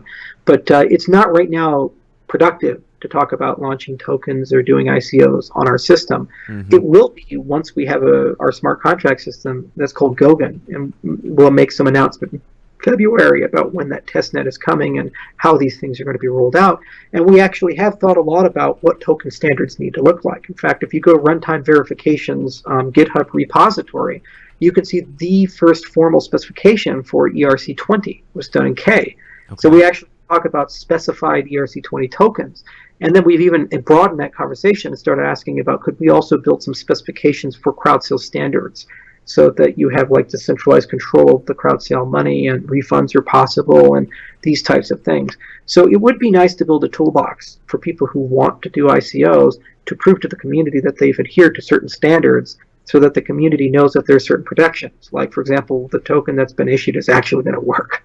And that the claims that this team is making about maybe they get a refund if certain thresholds haven't been met are actually reasonable and so forth. But it's a little bit cart before the horse. It's quite premature at this point to launch these types of things. And frankly, I don't see how it adds a lot of value to the ecosystem. There's this argument that, oh, if you have ICOs on your system, somehow this will make the value of the token go way up and it shows you have all this newfound utility. And from a certain dimension, I can see that argument, but you also have to understand you're introducing a time bomb into your system. If you have lots of volatility and the price of your currency falls below a certain level, the people who have now aggregated a huge amount of your currency, who have fiduciary responsibilities to execute, will fire sale the token to lock in some of the returns. The very first example of that was Ethereum itself. Ethereum raised $18 million, and they raised it around $600 Bitcoin. And then Bitcoin started going down and down and down and down and down, and it lost half of its value. And they started selling a lot of their Bitcoin at $250 to exit, to lock in some of those returns so they could build up Ethereum. Well, when you talk about a young ecosystem, not Bitcoin scale, but Ethereum scale or Cardano scale, that when you aggregate 5 or 10 or 20% of your wealth in one account, one project, if you start seeing that downturn, you have cascading failure where people dump the token. So I think it's in many ways a bit counterproductive if you're very young to have ICOs on your system, because it's just creating whales who have fiduciary responsibilities to dump when volatility occurs. Outside of the fact that also if that project doesn't deliver on its promises, now you have a situation where you may have an intervention demand. And the Ethereum ran into this with the DAO, where they had a smart contract, they raised a lot of money with it, and a large percentage of all the ether was in this system. And then it blew up in everybody's face, and then there was this huge existential threat to the Ethereum project. Had they not intervened, it was very easy to see what would have occurred with regulators. They already declared the DAO a securities offering. The only reason they didn't throw Chawal and all the other guys in jail is because everybody got their money back. Let's play the experiment out that they didn't. Then there would have been probably a criminal investigation and a securities fraud investigation. In addition to the Slocket running into that problem, it probably would have cascaded into consensus in the Ethereum Foundation and other members because there was some crosstalk. If anything, they exchanged emails, which was an invitation for investigators and regulators to go on a fact-finding mission, and any impropriety or slight issue would be exposed and brought out to the light. So from an existential viewpoint, you can understand the overwhelming demand on the principles of the project to intervene. So when you invite these types of things to your platform, all you're doing is inviting scrutiny that some systems won't be capable of handling. The good news for Cardano is, we have auditing and oversight, and we started from the very beginning with federated control. Mm-hmm. So we're much more resilient to these types of things than Ethereum was, because they were the first mover and there was no operating manual on how to do these things well. But I still have concerns about existential problems with cascading sale-off, and they can really diminish returns if there was just macroeconomic events. For example, let's say Tezos or EOS gets hit by a regulator and crypto winter begins, and there's mass delisting of all these ICO tokens, and the price of Bitcoin goes down 50% and all the altcoins go down 70%. Any person who's done an ICO on Cardano, because Cardano will follow the pack, that's a macroeconomic collapse, will start dumping their token, which exacerbates the collapse and makes the token go down even more, and it hurts all the investors in the entire ecosystem. These markets are very thin. So I think it's counterproductive. We don't encourage anybody right now to launch ICOs on Cardano, and At some point, we'll build a toolkit for people who want to do that. They can prove that they've adhered to a certain standard. And our hope is also to work with regulators in places like Barbados, where I sit on a committee, and other places, to be able to say not only if you follow the standard, well, is it good for everybody? It may in some cases give you preferential tax and regulatory treatment within an actual country. Gibraltar is, for example, trying to make some inroads there, as is Isle of Man and others. But that's a process, and it takes months to years for that process to fully mature. And I think that most of these things are not being driven by a need, but rather by a belief that it's fast, easy money. And if they can get in quick, they can get their $10 million or $20 million or even more and exit, and whether they deliver a product or not. And I don't want to expose my community to that. Agreed. What's the just brief ETA? Would it be the end of this year, 2019? Is it hopefully by 2020? I mean, smart contracts will come this year. It's Okay. not a 2019 thing. It's just these standards take time to emerge. So if we talk about a standard we develop that a regulator embraces and says that you're doing a whitelisted token and it's clear from a tax perspective, that might take till 2019, 2020. There's already some discussion about these sandboxes. Switzerland, for example, is working very closely with MME partners and others about creating a notion of a utility token and a security token and bespoke regulation for that. And maybe FINMA will create those sandboxes. And if they do, we can write those things up and then tell people, hey, if you want to go down that road, you can. The other thing is that we're seeing the age of regulated crowd sales coming. T0, for example, is really making some inroads there. And what's likely to happen if T0 is successful is that there is now a pipeline to use things like the Jobs Act or SAFT or these types of things to sell security tokens. So you don't try to evade being a security through some clever semantics like what EOS and Tezos are doing. Instead, what you do is you say, I am a security, but I'm only selling to a collection of people, for example, accredited investors, in which case you want to actually create smart contracts that limit your ability to transact to the bubble, whoever lives within that, whether it's on exchange or off exchange. So we're thinking real hard about, what does it need to look like for these types of things? But, to be frank, it's not a super high priority because there's already a lot of other people doing that work and we can borrow the good stuff. The other thing is I really want to solve other things. Like I'd like to solve the exchange problems. For example, we just saw CoinCheck get hacked and $500 million worth of M be stolen. So I'd love to do things like, figure out, can we create different addresses and have addresses for everyday people and then addresses for exchanges that have special properties about them that make it much easier for exchanges to recover from these types of attack. Like maybe give them a window where they can recall funds. So the settlement time is much longer with an exchange withdrawal, but if they detect fraud, they can pull their money back. Or things like real-time proof of solvency, where you can take an aggregate of all the people who have deposited their money in exchange and verify that your coins are still in the exchange. And there's some sort of process the protocol supports to do this, so that our users know that when they're doing business with, whether it be CoinCheck or Bitstamp or whoever, if they're using these addresses, that they have those degrees of assurances built in. So those are the kinds of problems I'd much rather solve because they're much more immediate and they're in everybody's face. The ICO problems, it's just a thing that's going to happen. And frankly feel there's going to be a regulatory crackdown this year. And that will dry up the market quite a bit, which will give us more time to approach it with some rigor. And I just don't like doing ICOs on immature platforms anyway, because as I mentioned, it creates existential problems for the platform.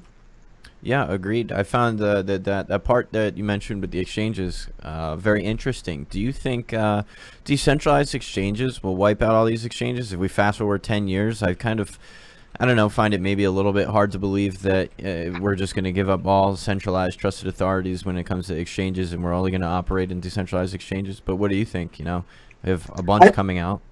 When we were running BitShares, in the early days of it, back in the ICO coin and proto shares days. And I've tried to use BitShares and I could never get the hang of it and actually get it to work. Right, but don't worry, they got $1 billion to build another version of it. Yeah. Sorry. Okay. It's all right. I tried to use it. I legitimately wanted to use it, and I gave up because I just couldn't to be fair, they weren't the only one. There was also NXT and Color Coins and many other people that want to do this. Okay, so first, what are you actually doing when you run a decentralized exchange? There are kind of two problems you have to solve. One is the asset representation problem. So it's not just about your exchange and your network, but the other blockchains have to acknowledge the legitimacy of that system. So I'll give you a very good example. So let's say you have Litecoin, you have Cardano, and Cardano runs the decentralized exchange mechanism. So let's say I have a sidechain mechanism that you can take your Litecoin and transfer it to Cardano, and you get C Litecoin, Cardano Litecoin. Yep. It's our version of an ERC20 token. So you lock it up on Litecoin and you create a token now in our system. And it's just like ADA, you can transact it just like that. Okay. Now, if Litecoin recognizes the legitimacy of that, meaning it's a true bidirectional peg, then this is a really easy problem to solve, because basically you can just trade your C Litecoin and your C Bitcoin and all the other chains that recognize it, and you run it as a decentralized exchange protocol. And we're building one. We're doing it with MPC. We think that's going to be the fastest, best, most scalable way of approaching that problem, but it's going to take quite a bit of engineering to get there. Now, the issue is that no matter how good of a job I do at managing C Litecoin and making that fast and bloat-free and doing the MPC stuff for that, Litecoin still has to recognize that those coins are legitimate when they come back. So there's a two-way conversation that has to happen there. Now, there's been some talk about atomic cross-chain swaps and other things that may be able to mitigate that in certain cases. Okay, so that's one side of the problem. And I think that side is mostly technological, and what will happen is over time standards will emerge and people will just adopt it because they want to keep up with the pack. So that's a 3-year to 5-year thing, in my view. The other side of it is the fiat side of things. So I don't want to just go from Bitcoin to Litecoin to ADA, ADA to Litecoin to Ethereum. Okay, I want to go from Bitcoin to dollars. Yep. And so how do you handle fiat? Well, yeah, unless Ripple conquers the whole world and they create, Ripple USD, and that's tradable, and you can go to Chase with it and redeem it for everyday USD. I don't really imagine, outside of exchanges, that we are going to see those bridges be good.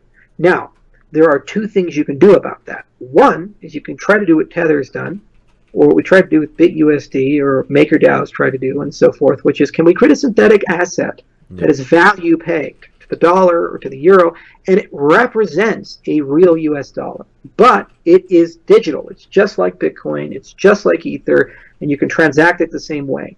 And ideally, it should be as trust-free as possible, so it doesn't require a central promise for it to hold value. Okay, so that's one direction that you can approach that problem from. Might work, might not work.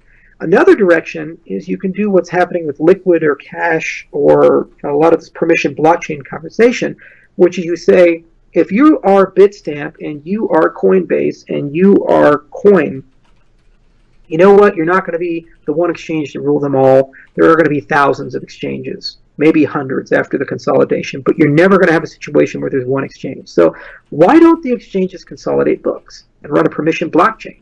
This could be a great use case for things like Hyperledger Enterprise Ethereum or the soon-come Enterprise Cardano, where you can say every one of these guys has their own set, and we tokenize fiat amongst the exchanges. So instead of doing a wire transfer using a normal bank-to-bank SWIFT type of a deal, you move digital fiat tokens between Bitstamp and between Coinbase and all these other guys, and now customers can move their crypto and their fiat at the same speeds. And because they're running a permission ledger, you have real-time continuous auditing, you have real-time proofs of solvency and all these things running, so you always know that your exchange partners are solvent and the dollars you're using are real.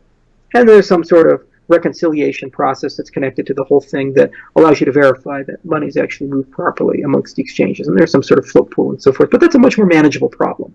I think that that's what we're going to see on the fiat side, is some sort of consortium of exchanges adopting some permission ledger amongst each other that keeps them as a whole honest and gives us as users of the exchanges a much better idea of when an exchange is insolvent, when an exchange is committing fraud, or when an exchange isn't actually being honest with us, and holds them all to the same standards in terms of our ability to withdraw fiat and so forth. Like, for example, let's say the banking relationships of one exchange are really slow. I can move my digital fiat tokens to another that has really quick for me and wire money out of that particular exchange, and then there's a exchange-to-exchange settlement problem, but that's an out-of-band business domain that they can resolve. I think that's probably going to resolve the fiat side much faster than something like constructing a synthetic asset. Now, constructing a synthetic asset is something we have a mandate to do, because I kept saying I want to be the financial stack of the developing world, so I need something that's as good as the dollar in terms of value stability, or else I can't have credit. So we are going to set up a team, probably at Oxford, under Elias Kasoupas and others, to study at a very foundational level, is it possible to do a value stable asset, and what do we have to give up to create that? If it isn't possible, how much volatility can we tolerate? And can we dampen the volatility that you would see with a naked asset like ADA or Bitcoin and so forth? I don't buy into the argument that Eric Voorhees and other people have that at some point, once adoption gets to a certain threshold, that we'll see volatility dampen. Yeah. Because we haven't seen that in normal commodities. Gold has been traded since the dawn of human history, and gold value has floated up and down, up and down, up and down. That's a good point. Yeah, it's unreasonable to assume that if something as old as gold, where at any given moment demand and supply is pretty constant, because you're not going to discover 30% new gold and your supply increases by 30%. It's like we price in the fact that there's a gradual increase of supply, and it's very minor. Yeah. And demand is not like you'll wake up one day and everybody just starts buying bling, and your demand of gold quadruples, yet the price of gold has swung plus minus $1,000 in any 5-10 year horizon. We've seen that happen. So I don't buy that Bitcoin will stabilize or ADA will stabilize if only we reach some magic epoch where mass adoption, everything's there. So I think it's much more reasonable to try to build a derivative based on that, which somebody takes the risk and they're a speculator. They get they accept the downside, but then they get the upside if there's a value gain. But then you've created, as a consequence of that deal, some form of a stable asset, which then can be on par with the dollar or the euro or something. And that's what we try to do with BitUSD, and it didn't work quite so well. So we'll revisit it from first principles and see how far we can move that along. And if you have that, then you have true decentralized exchange, because now your dollar assets are first-class citizens with Bitcoin and Litecoin, and then you can just trade them, and you never need a bank account. You can just always live there. And market makers will always be willing to trade because our payment systems are becoming programmable. The great magic of Samsung Pay and Apple Pay and all these things is that we're moving from a credit card-centered world to a programmable POS. So there's no reason why a POS couldn't support you paying with your digital dollars, and then somebody on the other side of that gets real dollars in their account. So you never actually have to have a bank account. Your bank account is your phone in that particular case. You're actually unbanking yourself, and you're going to the crypto world. And so we hope we can see that kind of a world emerge. Oh, that's very good, interesting points there. Do you... what was my next question going to be? I just blanked. Do you foresee in the future... shit, I just lost my train of thought again. That happens to me a lot. I'm soaking it all in. I feel like I'm learning a lot. If nothing, right. I really appreciate it. Why don't you tell me all how right, much time you're thinking? So I'll show your audience. So this is called a Kachina doll. And so they're made Hopi and the Navajo and so forth. It's actually a real one that was made by a reservation, per people on a reservation. And the Kachina are a little different from what the Zuni make, which are called Shalico dolls. This is a Shalico doll made by the Zuni. So the Native Americans believe that spirits control their entire world. And so they say, oh, well, whether we're going to have a good harvest or a bad harvest is going to be dependent on spirits. And the Kachina were messengers of the gods. So basically, or the spirits. And so basically people would dress up in these costumes, probably take a lot of drugs, and then they would be able to talk to the Kachina, and then the Kachina would tell them what the spirits are going to do. Now the Shalico are a little different. This one is actually the fire god. So I guess the Zuni thought they were higher on the hierarchy because they kind of could directly talk to their gods. Mm-hmm. So there you find something about Native American folklore while you wait. Thank you. Some people, I think, what was your question to regard? I forget what it was. All the giraffes in the background, everyone's asking. I know you commented it on one channel. I forget what the answer was. I don't think there was anything behind it, really. I don't see any giraffes. There's a boat row behind me. I don't think there was anything behind it. You just started collecting giraffes out of... Well, they're actually not my giraffes. They belong to somebody else. But I won't comment. Okay. I did remember my question. So my question is, do you think in the future, do we fast forward to the point where we don't have fiat or paper cash? Is it even in our lifetime? Do we move towards, whether it's cryptocurrency in a decentralized fashion or not, do we get one day where we don't have to carry around bills and fiat? Well, I mean, every government wants to move us in that direction because it kills money laundering, it kills this underground economy, it kills drug trafficking, all the things that they've come to love and hate. because if you have digital money and it's centralized, then you can pull a lever and instantly shut off everything. You'd also use machine learning and artificial intelligence, all this stuff to track everything. So pattern recognition can immediately tell you where there are suspicious activities, whereas right now it's a paper-based, slow human process, so you necessarily miss a lot. My belief is that if we go down that road without cryptocurrencies, we don't disintermediate the state, we're heading to a terrible dystopian world where basically governments can just decide who's good and who's bad arbitrarily, and anybody who's bad, they can just pull a lever and turn off their life. Say, you no longer have an identity, you no longer have any money, you're one of the outcasts. This is the dream of all tyrants.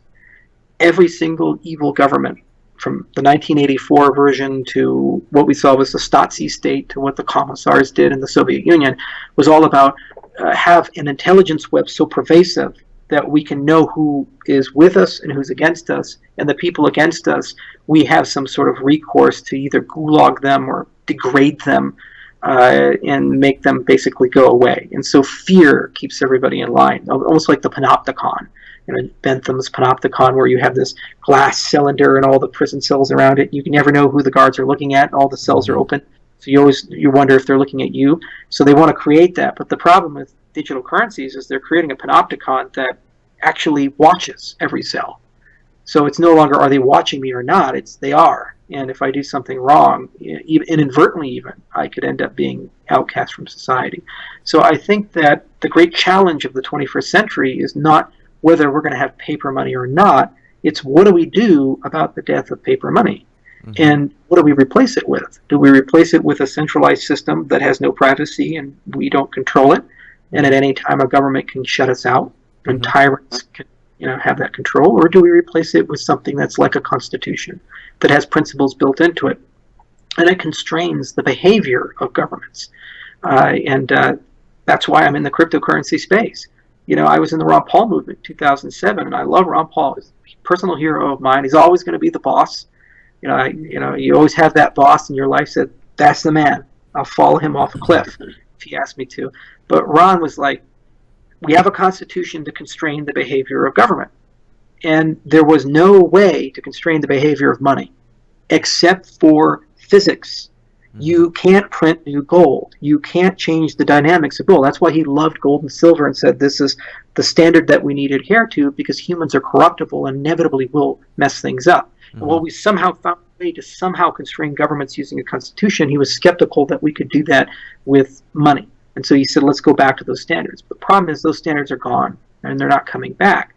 So what we've done with the cryptocurrency revolution is saying, can we take those laws of physics and make them like a constitution, make them digital, take the government out of the equation, take people out of the equation, and live within those constraints, even if they're politically inconvenient, even if they hurt you, even if they're not good for you personally or your society personally, you accept them as they are, just like you accept gravity, just like you accept a fire burning down your house. That same thing that warms you can kill you. And we can build a society around that predictability. And then no one person can use this in a tyrannical way to oppress all of us. That's why I signed up for cryptocurrencies, because I felt that we could make a meaningful contribution there. Now, if you're going to write a new laws of physics, you got to be real careful that it's done right. That's why I believe so much in peer review and so much in formal methods and so forth. Because any mistake I make or my team makes, if it becomes the standard, we have to live with for the next century. So we might as well do our best job using the best tools we have, the best people we have, and make it as collaborative of a problem as possible so that as a community, the wisdom of the entire crowd could potentially solve and create a better system than I personally could. And that's there. But to be honest with you, I don't know where it's going to go. China, for example, already has the My Citizen Score thing that they're piloting. There's the Aadhaar system in India. And there's definitely a lot of people floating around, especially in Asia and other places, in some proposals even in America, like when Real ID came out, where people really do want to move to a system where your money's all digital, your identity's all digital, and if you're a good person, the government gives you a gold star, but if you're a bad person, suddenly your passport doesn't work anymore, and suddenly you get fired from your job and your tax rate goes up and so forth. And good and bad person is defined by whoever happens to be at the top job at the time, which is not good for us. Maybe there's an answer to this question already on the internet, and I just don't know it. But is there any plans for Cardano to involve along the lines of cash here, a cash-in system, for example, like something Momise Go is doing? One more time? I missed you broke up for a second. Is there any plans along the lines of cash? Can you hear me all right now? Yeah. Is there any plans for Cardano in the future, and maybe this answer's online and I'm just not aware, for a cash-in component of the system like Momise Go? Yeah. The closest thing to cash we have in our system would be like the trusted hardware component. Because basically what you're doing is you're saying, I'm going to construct a special address and a special transaction system where basically it's not going to move once we go there. Right, you're going to lock it into the trusted hardware net, and from the blockchain's perspective, it ought not to see a transaction for that. It's just going to stay static. But now you're moving that private key around, and you're trading the private key. The closest analogy I can look for to that is like ownership of rye stones. You know, rye stones were these things carved by people on the island of Yap, and they didn't actually give the rye stones to people to transfer ownership. They just used oral traditions and said, okay, Bob owns the rye stone now, or Jim owns the rye stone. So that's the kind of economy there. So if you create a secondary network where you don't actually have to transact on a blockchain to move it, you're still just moving access rights to it, then that's basically cash. Because number one, you never know when it's been transacted. It's a point-to-point, person-to-person type of a system. So it's as private as you can get. You know, and number two, your only root of trust there is basically the hardware itself. And if that becomes a really prominent system, then what I can do is build open source hardware to facilitate that. So if like billions of people are using it, then we would just basically start with formal verified open source hardware that has no backdoors, make it really cheap to make, it's patent free, and thousands of people can manufacture it. And there would be software ways of checking the hardware to make sure that the hardware hasn't been backdoored, in which case you have a very strong root of trust in that type of a system, and now you have cash, effectively. That's like digital cash. Now, the other beautiful thing about it is that you can even create plausible deniability in that type of a system. So if somebody catches you with this device, they can say, like, show me everything in it, but then you can always have two keys to do auditing. One is the I've been caught by the authorities key, and the other one is my real thing. So then you can show them the balance shows empty, and they can't prove that there's a second key for that. Bitbox and others have already done this as hardware wallets, where you have a plausible deniability key, and we've seen this with file encryption systems like TrueCrypt and others, where they have a plausible deniability encryption partition. When the government says unlock your hard drive, you unlock it, but then it's an empty thing, or it's junk, or it's got like a Christina Aguilera song or something on it, and they can't prove beyond a reason of a doubt there's actually something else on that particular device. So I'd love to move in a world like that, and I think that's the closest thing we can get to a cash style system, but that'll take quite a bit of work to get us there. Interesting. Here's a question that maybe is also on the internet, and I saw it come in multiple times here on the chat, and I don't know the answer to it. Is Cardano, what does it mean? Where did it derive from, and I guess at the same time the logo? Girolamo Cardano. He was an Italian mathematician. You know, if you're going to do cryptocurrencies have like 1 foot in awesome academic world, and they have 1 foot in shady world, right? It's like we're doing our own money here, man. So we wanted to name the protocol after somebody who encompassed the whole spectrum, everything, all in one. So Cardano is one of the few people in the world, for some bizarre reason, he hasn't had movies made about him or a television show, but he really should, or a musical on Broadway at the very least. I mean, if they did Hamilton, they should do Cardano. But this guy was a baller, man. First, he was a mathematician, a really bright one. But then he was like a complete scoundrel. He was a rogue. Like, he knew this guy named Tartaglia, and he actually spent years trying to convince him to teach him some stuff, and he said he'd never share it, and then he wrote a book about it after they shared it. And then he was also a doctor. He was a really good doctor. In fact, so good he was the private physician of the Pope. But because he was a scoundrel, he also got excommunicated. But yet the Pope still saw him after he was excommunicated because the Pope liked him as this doctor. This guy also created modern probability theory, part of it, and wrote all these textbooks on gaming and gambling and so forth. So he was a man of his times. He grew up in Renaissance Italy. He was friends with some of the most prominent people of the time, and we said, boy, if we're going to do a cryptocurrency that's going to kind of like change the way the world works and have some social utility, but also has a potential to be misused, like all of these protocols can, I think the most intellectually honest way of naming your system would be to name it after a guy like Cardano. And also, I think there's a lot of unsung heroes in the evolution of mathematics. And as a mathematician myself, I love popularizing obscure mathematicians, whether they be Paul Halmos or Frege or Gödel. Well, Gödel's pretty popular, but people who the mainstream people probably haven't heard of, but are quite prominent in our lore. The other thing is we named the token ADA, and no, it's not the American Disabilities Act or the American Dental Association. ADA actually stands for Ada Lovelace, and my favorite poet is Lord Byron, and Ada's his daughter. And Ada was also very good friends with Charles Babbage, and was a patron of his. She had a lot of money, and she may have actually had an affair with him too. We're not quite sure. Some people think so, but she was often acknowledged as one of the first programmers. And women in computer science, there's only a few that are quite prominent, and it's quite a shame. It's a heavily male-dominated field for historical reasons and cultural reasons. So we felt it was really important to name something after a woman and have it have equal footing to something like Cardano.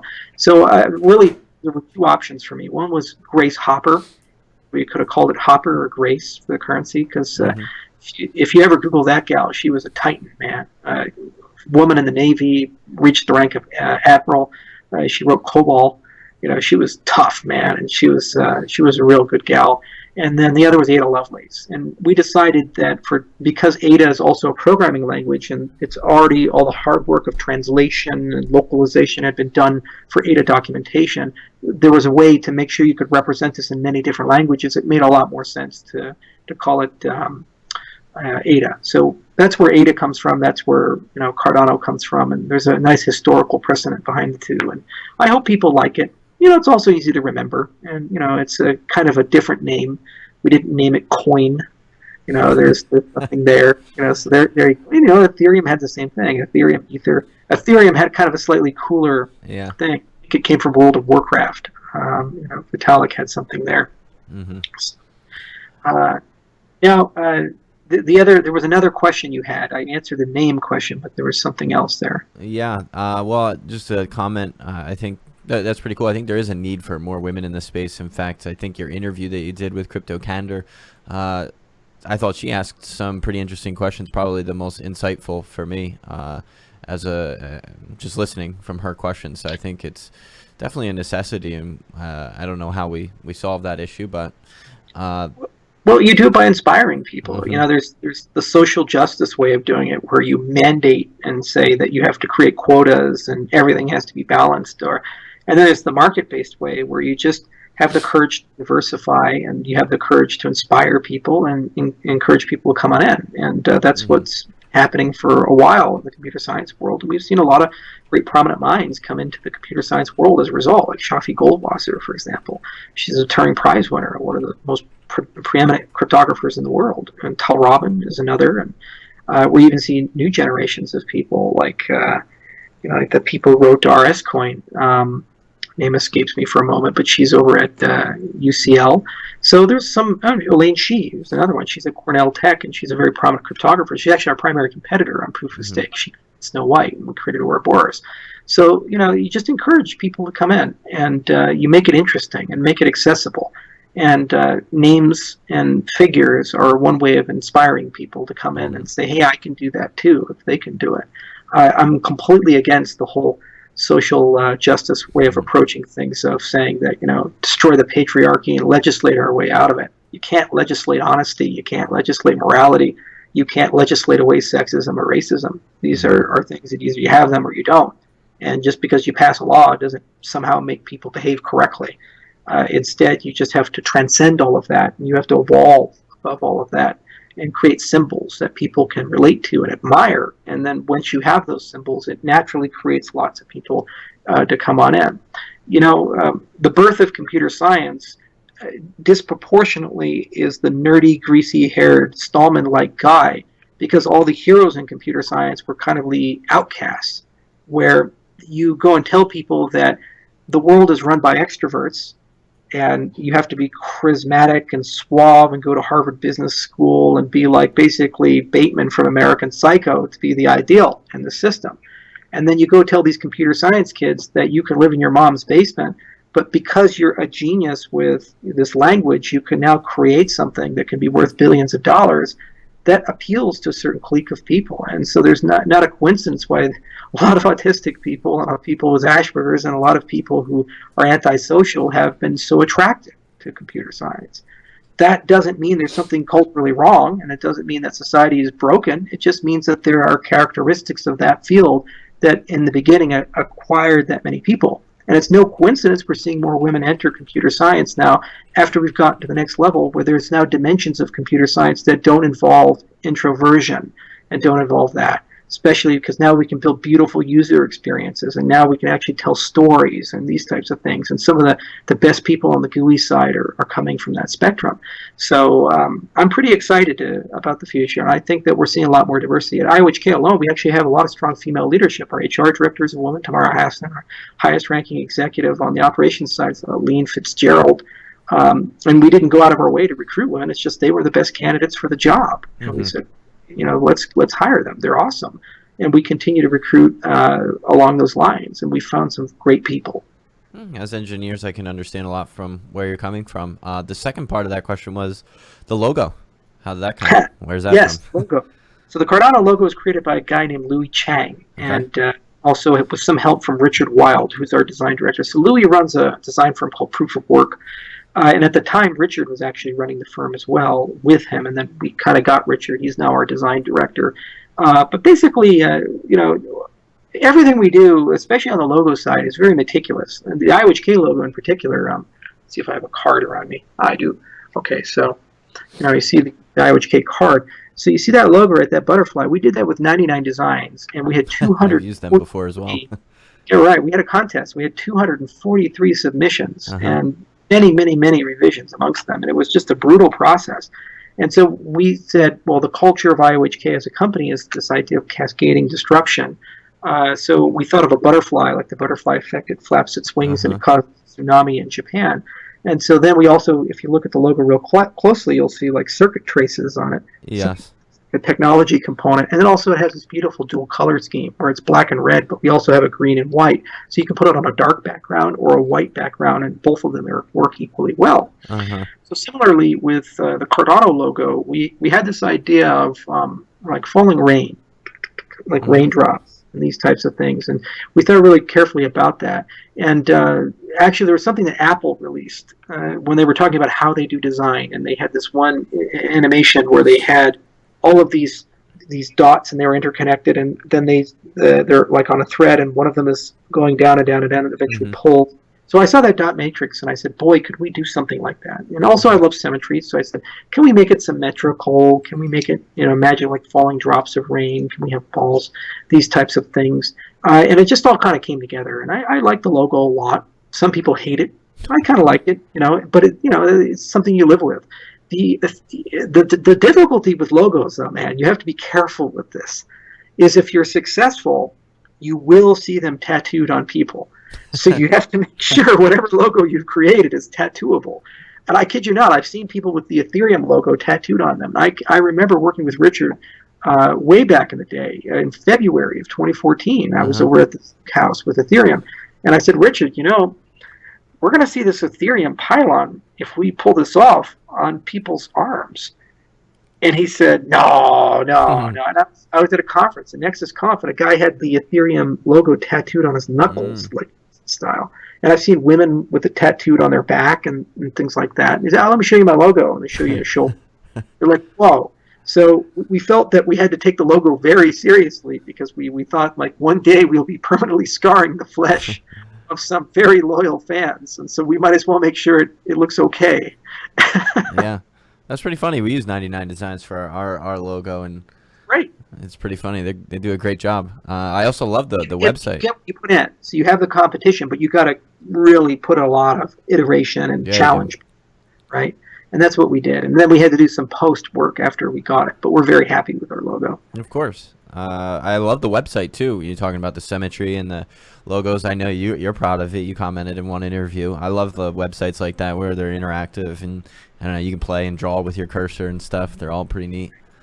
I have a question related to Cardano and I guess cryptocurrency in general. The design specification of the amount of tokens. So you have 45 billion or 16 million. What is why are these numbers chosen? Do they try to extrapolate into the future? Like, if everyone were to use our platform, this is how many tokens we'd need to operate. Like, how does one come to a decision of that? You know, why couldn't you just choose 10 tokens or 100 million tokens? You could. So first, it depends on where you put the decimal point. So the amount of tokens don't matter; it's the amount of zeros by it, right? Okay. So there are 6 zeros at the end of at the right of the decimal point with ADA, and there's 8 for Bitcoin. So like one Bitcoin's 100 million satoshis, and one ADA is 1 million Lovelaces, which is the smallest unit. But to be honest with you, it's completely arbitrary. The supply. It doesn't actually have a rigorous empirical game theoretic reason that you choose and say, oh, this will one day solve everything, right? Now, when you talk about value stable currencies, that's probably not true because you need to have some sort of floating supply, and maybe that's different, those dynamics. You need a central bank mechanic to either create or destroy tokens to preserve value. But when you talk about a system like Bitcoin or Ethereum or otherwise, it is arbitrary. Completely arbitrary. In fact, it's so arbitrary, psychologically, if you say there's too many tokens, what I tell people is, I got a new cryptocurrency for you. It's got all the properties of Cardano. It's awesome. And its base unit is called K-ADA. So what I want you to do is, and there's 1,000 times less of K-ADA than there are ADA. Oh my God, right? You go from 45 billion, you've shrunk the supply by a factor of 1,000. Look at that. And your price has gone up by a factor of 1,000. Wow, look at that. You're rich, man. It's like, what is it? The market price $640 or something like that for every 1 ADA. Look at your, it's the same. Yeah. It's just 1 ADA is 1,000 ADA. So if you think there's too many ADA, psychologically go to K ADA. We had this fight in Bitcoin, people forget, a long time ago when new wallets were coming out. So there was Bitcoin Core. And then when new wallets came out and Bitcoin started getting more valuable, people were like, oh, but Bitcoin needs to be cash. It needs to be cheap. And if it's too expensive, nobody will adopt it. So they started talking about millibits, if you remember, and pricing things in millibits. And they say, oh, look, it's only 10 cents a millibit. Look how cheap Bitcoin is. And they try to get people to go with MBTC. So there's no rhyme or reason behind it. The initial supply was because there was a sale done in Japan, Korea, China, and other places outside the U.S., and that established the amount. Then there was a little bit of the founder share. You add those two together, that's where we're at right now. And then there's some inflation. You have to have an inflation target. Okay, that's 45 billion as the ceiling. But other than that is what it is. And people on the market will price the value of the token according to that known supply. Yep. And I see a lot of people say, are you going to burn tokens to increase the value? I get that question a lot. The first question I ask is, whose tokens will I burn? My own or the community's? I'm like, am I going to go steal Bob's tokens to go make your investment a little bit better? You're out of your fucking mind. There's no way I can do that. It's even if I try. So it's not possible. No burning will occur. Now, it is an interesting question. Could we reduce the inflation rate instead of having 31 billion go to 45, maybe 31 go to 40 or something like that? And we're actively looking into that, trying to ask some really deep economic questions. What's the minimum amount of growth we need in money supply there for the treasury to be reasonably well populated and for enough stake pools to form? And there's a lot more rhyme and reason behind that conversation than there is about initial supply and the total amount that you're going to have, whether that be 84 million or 21 million or so forth. And we have a team of people thinking about that at Oxford under Elias's direction, and we'll be publishing some stuff probably in February on it. And our hope is to make that as cheap as possible to run the protocol. Inflation is the basement of the currency. So when you print money, whether you're printing money for EOS or Bitcoin or Ethereum, you are in some way making your money a little less valuable. You don't necessarily feel it because you have a different demand function than supply function. So while you have constant inflation, or even monotonically decreasing inflation, your demand is doing this, right? So if your demand is always outpacing the supply, then you never feel the inflation because you're always having an appreciation of price from the demand. But at the end of the day, inflation you have to be very careful with. And so that's something we do think about. We try to establish what is the floor for the minimum cost of running the protocol, but then we have to make some assumptions about price and some assumptions about demand. And if we get them wrong, well, then that's not good. So you have to be really, really conservative with the way you do that. So 45 seems like a reasonable target from where we're at, given the price of the underlying token. But if the token gets really cheap, you might have to have more. we won't increase it because it's 45 was the social contract. You can't go beyond that. But I don't think anybody complains if you go lower for it. So we'll see if we can do that. Not as quite as complicated as I thought. It was just interesting to see how these guys come up with these numbers. The sausage making sometimes isn't very interesting. Yeah. I think I saw in an interview too, you don't receive any ADA until June of 2019. I'm curious. Yeah, public disclosure. So I personally don't get anything until 2019, which is great for me. I don't care about the price, right? You know, Are you able to invest more if you wanted? Like, can you go off the open exchange and buy ADA? I could if I wanted to, but I'm not going to do that because it's a conflict of interest. You have to be so careful when you the cryptocurrency, because if you start thinking about the price and you're vested in that system and you're actively trading, you can say and do things to manipulate the price. This is why there's always strong insider trading laws when you're talking about founders, and we're just not covered because we're not a security. But I think there's wisdom behind that code of conduct. So personally, I don't buy any Cardano. I kind of shitty because I could have gotten it at 700 million, right? Yeah. We haven't done well, but I don't play that game. I'll play with other tokens, but I don't play with Cardano. In fact, my largest personal holdings are in Bitcoin still. And so I personally I stay out of that whole thing. Company has its. We treat it just like we would early vesting of a stock. And we try not to play market maker, try not to play trader. I think it's counterproductive to the trust that the community has with us. Of course. Now, it is an interesting question that all ICOs with founder shares have of eventually when do you divest and how do you do that and what disclosures need to be made and so forth. And I think the guy that needs to be praised the most with that is Vitalik. You know, he was the first guy to really start making public disclosures, and the Ethereum Foundation was pretty honest about their holdings of Ether to the point where we know how much Ether they have. Yeah. In fact, how much Ether Classic Vitalik has. He's been that transparent. So I really applaud him for that conduct, and I hope more people in the space publicly disclose these things and they hold themselves to a high standard. How do you feel about Charlie and him selling his Litecoin? Do you think that makes sense? No. I mean, there's like a pendulum. So it's bad for me to trade it, but it's also equally bad for me not to hold it, right? Because I don't care at all about the fucking price, and then I can jump ship at any time.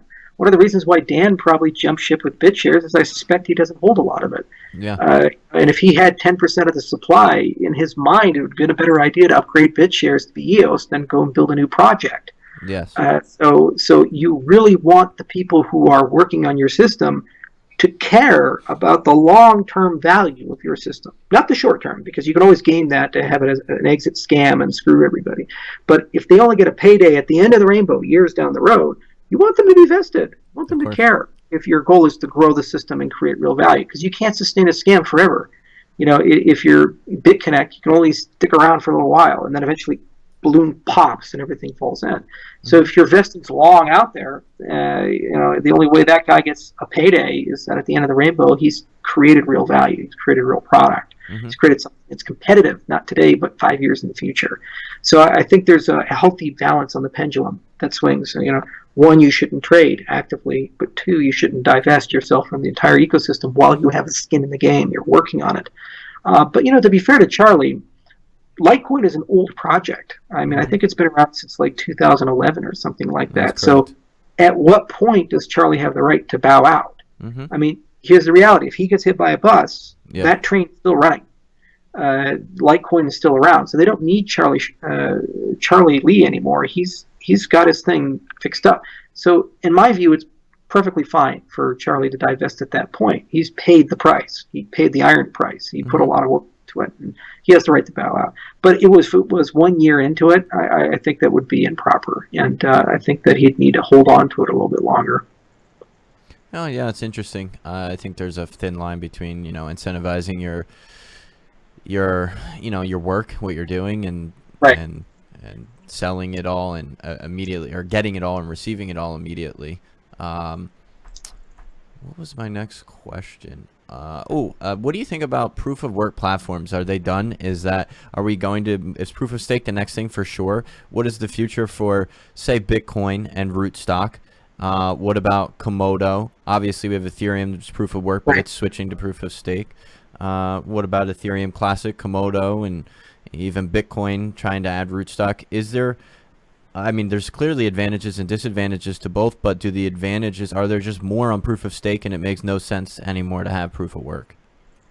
So that's a difficult question, because the reality is the question is not strictly on scientific terms. Okay. There is philosophy and almost religion with these types of things. So first off, the hardest of the hardcore proof of work people delegitimize the right of proof of stake to exist. They have just decided that proof of stake does not work, cannot work, will never be secure, and never be able to create a proof of work equivalent system. They've just decided that. And that's based on faith. It's not based on reason. They point to some paper Andrew wrote for Blockstream and a few other things, but basically they say you can never resolve nothing at stake, never resolve long-range attacks, never resolve the economic things, never resolve all this. So they see anything proof of stake, they say it's not real, it's a fool's errand, it's a plutocracy, it can't exist. Okay, so that's one side of the dimension. The other side of the dimension, the proof of stake people, they look at proof of work as ubiquitously wasteful. So there's a cult on proof of stake as well. And I've contributed somewhat to that, where we say it's not moral to run a system that uses more power than Ireland and Ecuador. And if it's successful, could use more power than the European Union, potentially. I mean, it's not moral to create a system that you waste this much electricity. Now, the proof of work people say that's not wasted, it's creating something of real value. Okay, and I can see the argument from both sides. So, protocol company, IOHK, and one of the most dangerous things you can do as a protocol company is to become religious. And if you start believing in one protocol over the other, so much so that all other protocols are inferior, you're no longer a protocol company. You're the church of POS, or the church of. So we work on proof of work projects, and we work on proof of stake projects. And the good news about proof of work is that there are some unfinished dimensions to the equation. Namely, one, to mitigate the centralization of mining pools. Andrew Miller's done some really good work with non-outsourceable puzzles there. Two, one, to make proof of work useful. There's a paper out of Berkeley and a few other authors. I think it's called Useful Proof of Work. Pretty novel name. And three, to make it more scalable, which is what projects like Bitcoin NG and Bizcoin and things like Elastico and also there's one other, Spectre, and the whole DAG line of thought have done. So basically, when you look at that design space, there's a lot of unfinished business. And it's entirely possible to build a proof of work system where you're not wasting your computations, you're solving real life problems. It's entirely possible to one that doesn't succumb to centralized mining pools. It's entirely possible to build one that is just equally as scalable, potentially, as proof of stake. So since you have the ability to do that on both sides, do it. And that's exactly what we're thinking about for Ethereum Classic and these types of things. We'll be making proposals, if we can get a treasury system through, to fund an entire research agenda along the lines of making proof of work as competitive as proof of stake is appearing to be, and making that work useful, and also working really, really hard at doing things like decentralizing the mining pool situation. If we can do that, I think proof of work is awesome. The other thing about proof of work, which is great, is that algorithmic weight you generate makes it really easy to generate very special types of proofs that are super useful for light clients, and they're super useful for sidechains. And we wrote a paper about this, actually two of them. One's called Proofs of Proof of Work. The other one's called Non-Interactive Proofs of Proof of Work. And they explain how that's structured. So I think proof of work is here to stay for the foreseeable future, and I think we can definitely make it better. We as a protocol company have a mandate to do that. We're going to try, and we're going to do that on par with our proof of stake research. Gotcha. Yeah, I kind of feel the same way. There's a lot of, I thought, like I said, advantages to both sides. So, and as you explained, unfinished work, perhaps, in both areas, probably. What do you, I know Vitalik is obviously advising a couple of projects. Do you have any plans to what do you want to most see succeed on Cardano? I think you guys are building like the tools and infrastructure in the future. What would you like to see be built, best use cases on Cardano, and would you have any interest in helping see them succeed when that time comes? Is there anything you're looking forward to really change? Oh, that's a great question too. Thank you for asking it. So we need the foundational stuff to get done. So I need an identity management system, and I need a reputation system incumbent from that. So once you have an identity kernel, we can actually discern who the good and bad people are based by social interactions and and so forth. So there's a self-referential thing there. So I need that to succeed. And there's already a lot of ideas about blockchain-based identity. There's even consortia that are forming that are thinking about how do you do this and where can your root of trust be and how does reputation emerge. And that's not even just blockchain work. This goes all the way back to what Randy Farmer was trying to do with social networks.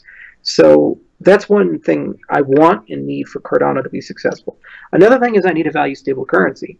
So I can't do lending and I can't do remittances effectively without that.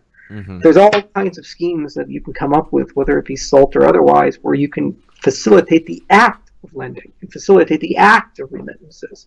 But you can't actually make it work unless the underlying token you're trading is stable. Yeah. Could you imagine doing a Bitcoin loan? I give you 10 now, give me back 11. You'd never know who comes ahead on that. And so similarly, I can't do an ADA loan. I give you 1,000 now, give me back 1,100. You'd never know who comes out ahead on that. So we need to see a value-stable currency in our system if it is possible. We're definitely going to explore that, think pretty deeply about it. It's something I've been passionate about a long time. That's why I posseed up with Dan back in the day with BitShares, for better or for worse, because it's something I care about. Mm-hmm. Decentralized exchange and asset representation in general are also two things I think are absolutely necessary. And there's already been a lot of players entering the space from Kyber on down, and we're going to have our opinion on that. So this is infrastructure that I want to see materialize. Uh-huh. See, I always do things in terms of infrastructure because that's my job. I'm the infrastructure. Then the Emergo people, they say, CryptoKitties is pretty interesting. Uh-huh. We do crypto giraffes, crypto capybaras, right? And make that actually run on our system. And also, there is this nice separation of platforms, permissioned ledger versus permissionless ledger. It was a brilliant move of consensus to do Ethereum Enterprise. That's great. It's great marketing. They got all these actors to flood on in and commit and do interesting pilots. But remember something, they're not using Ethereum. They're not using Ether. They're using some tech inspired by Ethereum. But let's say that Canada adopts a permissioned ledger using Ethereum tech, and they decide to tinker with it and change it and put Paxos and all this other stuff to make it work for them. Just like Hyperledger has that kind of flexibility. Mm-hmm. There is no guarantee that all of that tech and that evolution and those things will anyway work their way back into Ethereum. And there is no appreciation of the value of the Ether token for that, or in some cases use of the Ethereum network for that application of that domain. So one thing I would love to see is for us to find a slightly tighter coupling of the permission ledger versus the permissionless ledger.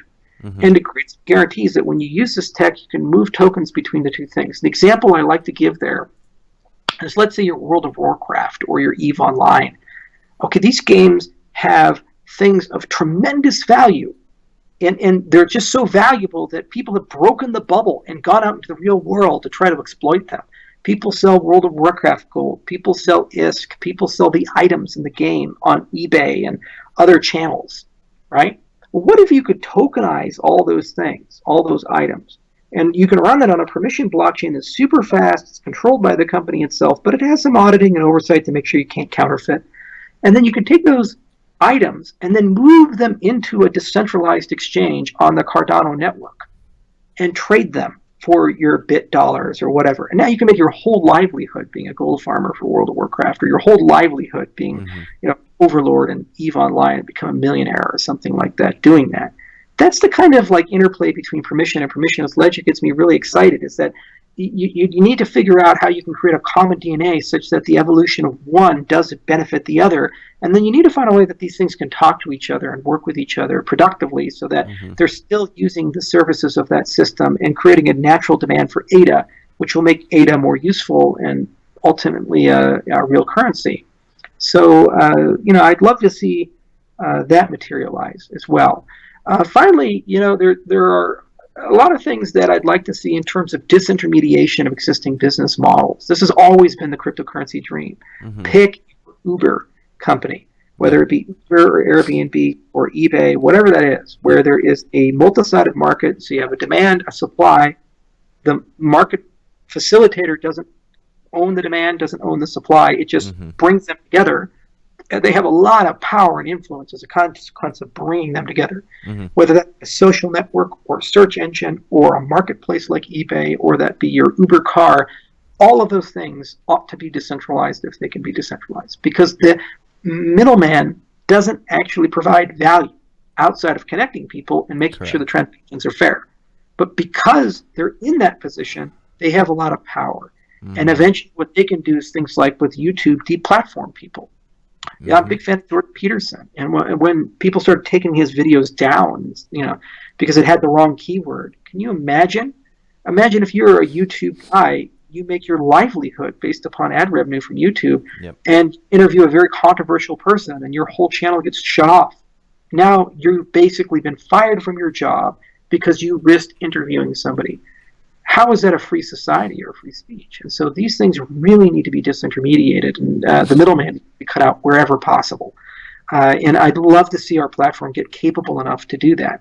Boy, that's a hard problem. There's a lot of things that have to go into that, and that's probably like a 2019, 2020, and beyond type of endeavor. The last killer app is more of a protocol level feature, which is I really would love to see a treasury system work properly. One of the most exciting things about our relationship with Zencash is we're not doing business with a company. Mm-hmm. We're doing business with a blockchain. Mm-hmm. They print money out of thin air, they put it into a treasury, and then there's some governance behind that, and those people who run that treasury pay people out of the treasury. So first, it's great for me because I know that I'm going to get paid. Whenever you do business with a company, you never know. But, you have money printing happening, so it's like you're being paid from the printing press. Mm-hmm. We should all be so lucky to have those types of contracts. But when you have a treasury system, my God, it changes the whole business model.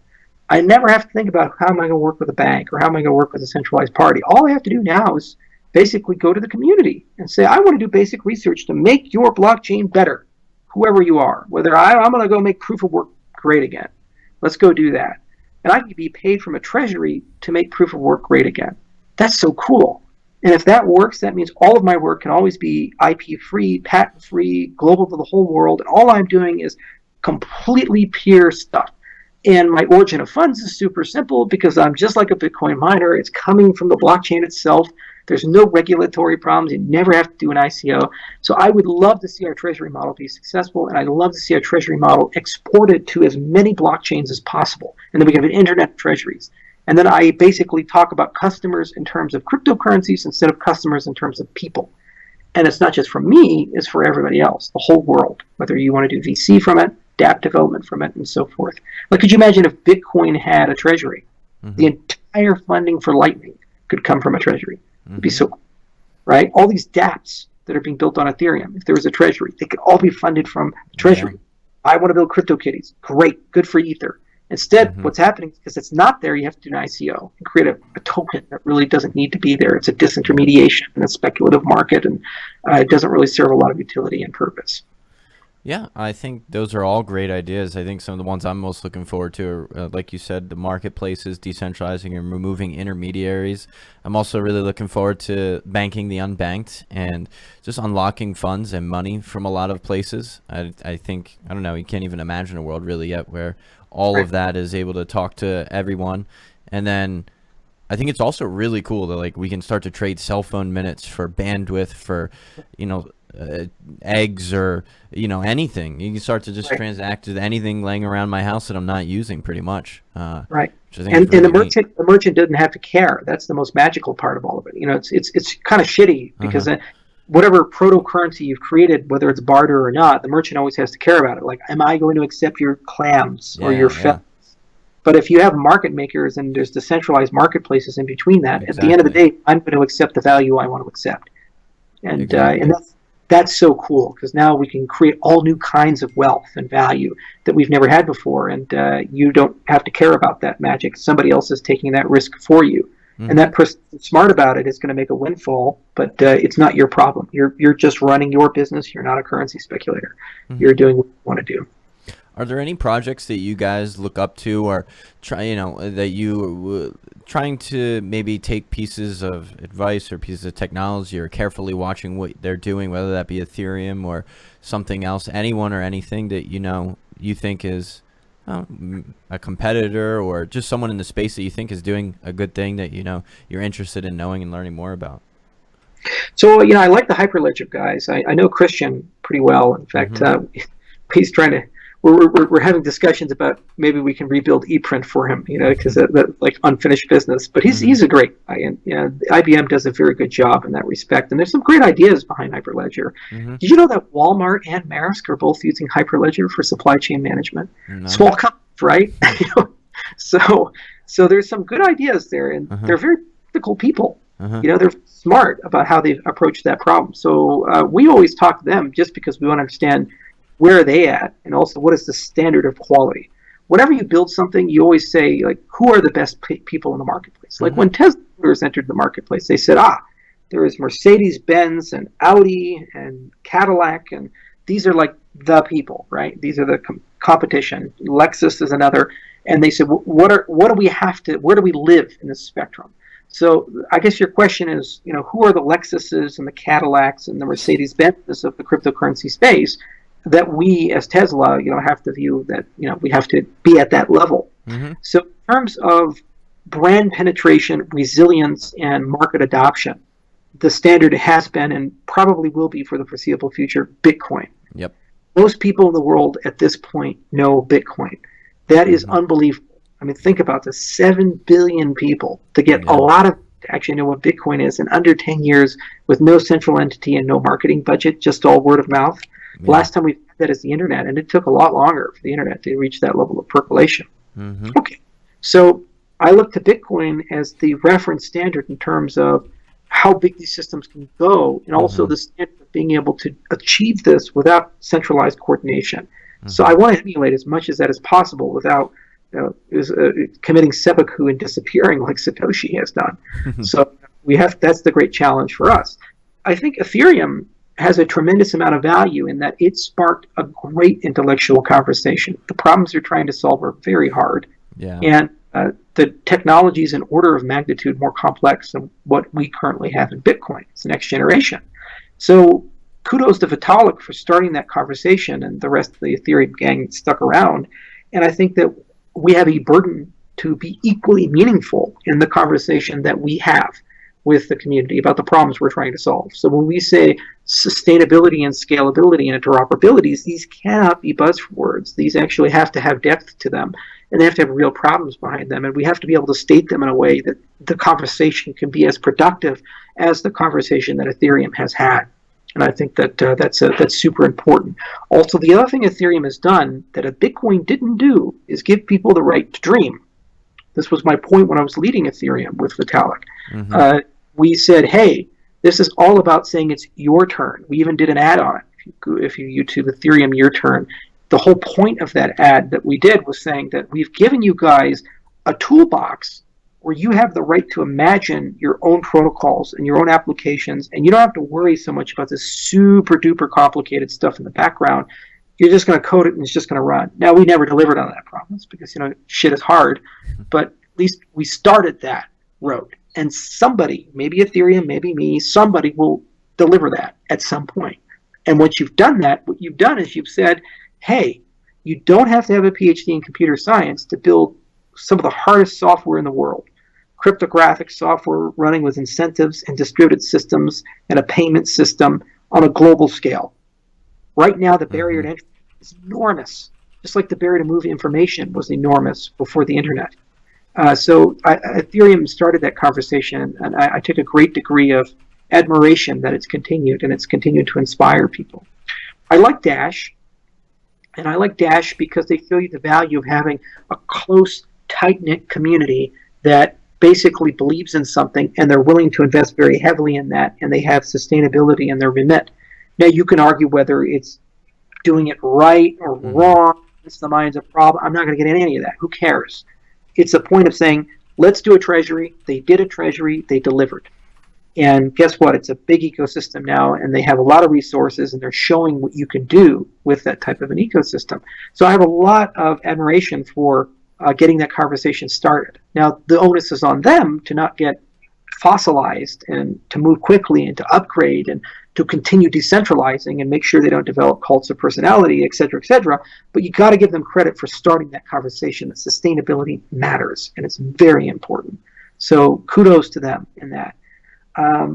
Litecoin is also one of those resiliencies. It's technologically speaking, not much different from Bitcoin, but yet this community has doggedly followed their principles and moved forward, and it's still around. And even though Charlie's opted out on money, people are still loyal, and they're still moving forward, and they still will move forward. So you got to give Litecoin credit for that. So the same with Dash. Those principles communities are very powerful, and they show you that we're probably not going to converge to one coin rules them all, if anything, because of that siloing that we see. I think Steem, it's not right in terms of the economics, but they did try to do something really interesting, which is they picked a very well understood domain. Mm-hmm. Decentralized Reddit, decentralized social network. Yep. And they said, we're going to go target that, try to build a system, and disintermediate the middleman. It's such a hard problem that you need to build your own blockchain for, because no one's is good enough. And they've made some progress. Mm-hmm. You need to create an incentive to buy the token outside of speculation. So if they had an ad model, Steem would make a lot more sense to me. But that is another one of those conversation starters. And you'll find that with most of the things that I look at. I either look at things that are commercially successful and they're actually being used in market, and that becomes the standard I have to compete with, or they've started a great conversation, and that conversation is quite productive. And whether it ends prematurely or it continues, it's an inspiration for us to compete in that respect. So these are all things that I look at quite well, and I think definitely have some good roots, and they're good inspirations for. But cryptocurrencies are very young, and the story hasn't been told yet. We're all in living history. This is like being a 1970s software industry when Microsoft was a very young company, and Apple was a very young company, and Oracle was a very young company, and so forth. And most people really didn't know where that stuff was going to go and how that was going to transform and change the world. There's a great interview with Bill Gates from the mid-70s where Bill was saying, like, software will one day be sold like records at a record store. And people are, software is sold like records at a record store. That's crazy. No. But we've evolved so far that business model's gone dead. We used to have Media Play and CompUSA and all these guys, and they sold box software, but you don't get your software that way anymore. You get it over the internet, because the internet wasn't even a thing, right? So we're living history right now. We're reinventing money. We're reinventing value. We're reinventing property rights. We're reinventing identity.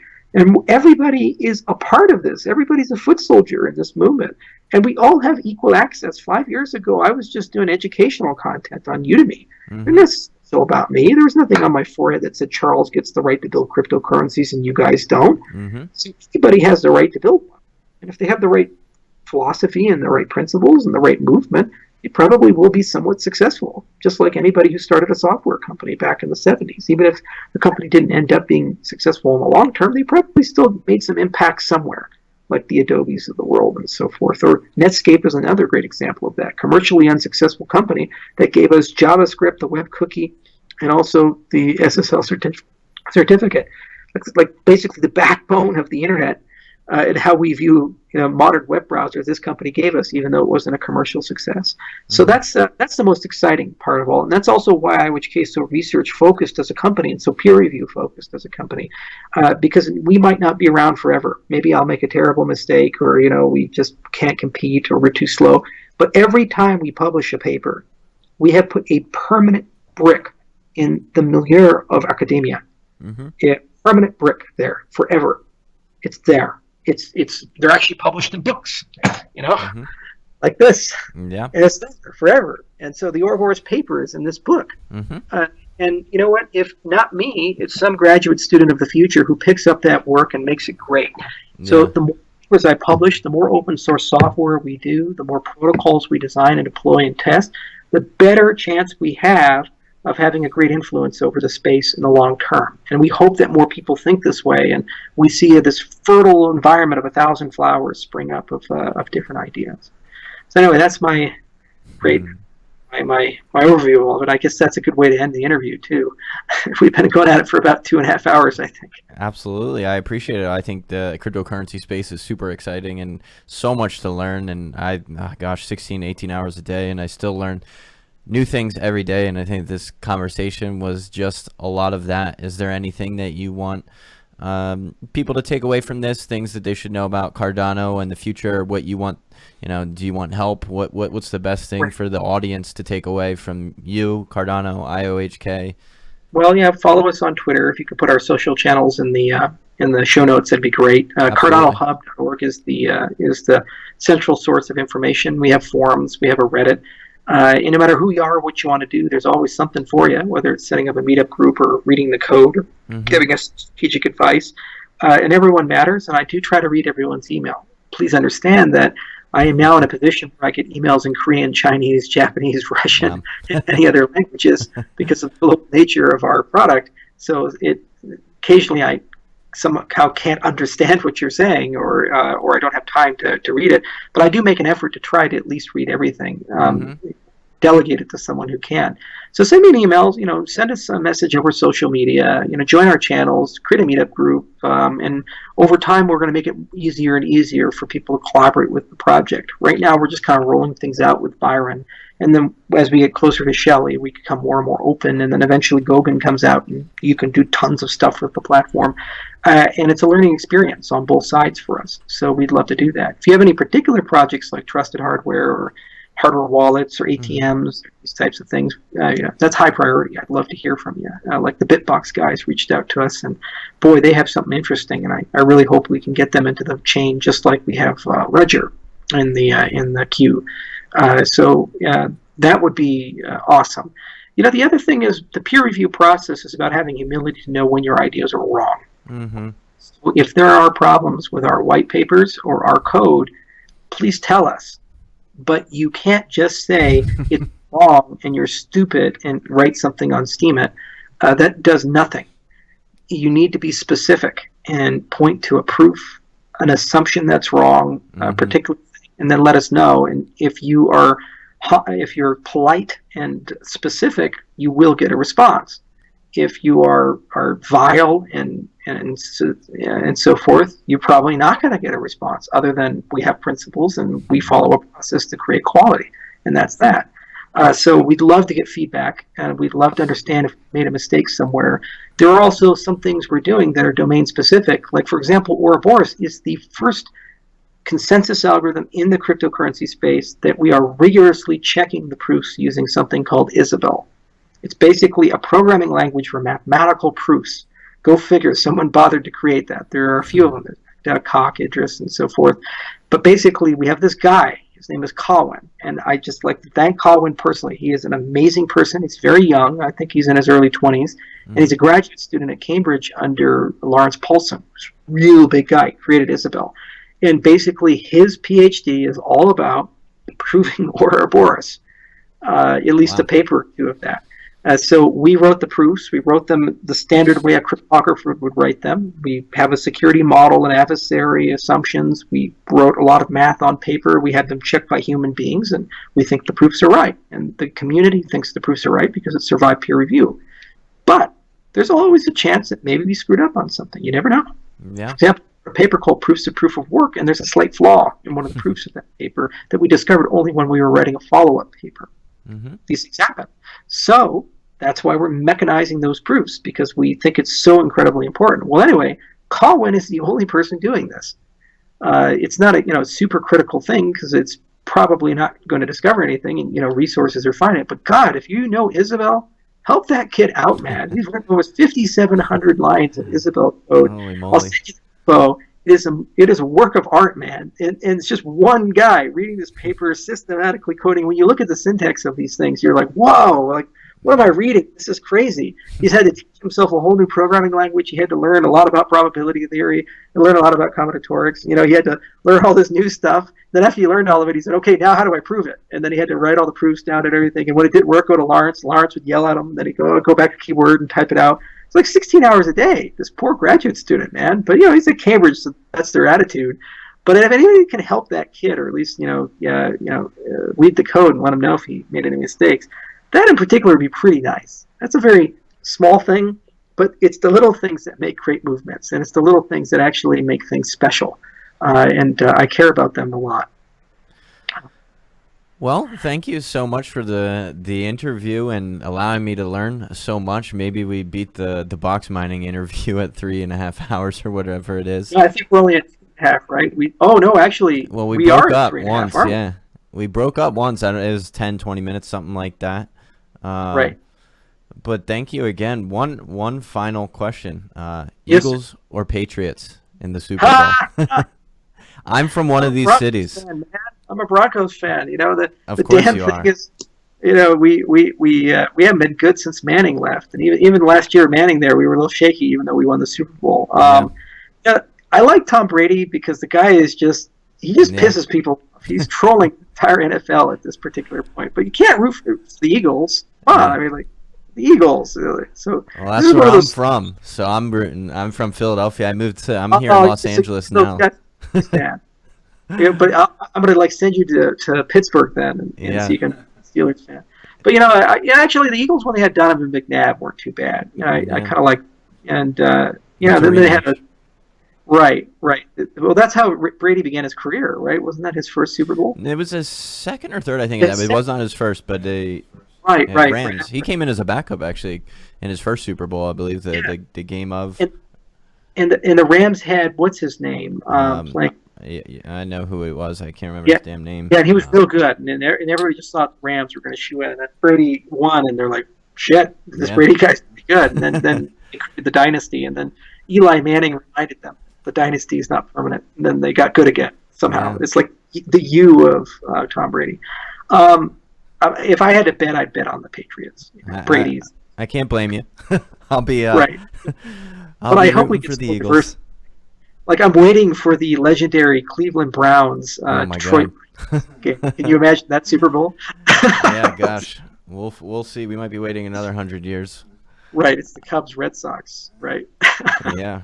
Well, you're always welcome back to the channel, Charles. I really do appreciate it. I felt like I learned a lot, if nothing else, and I'm sure a lot of other people as well.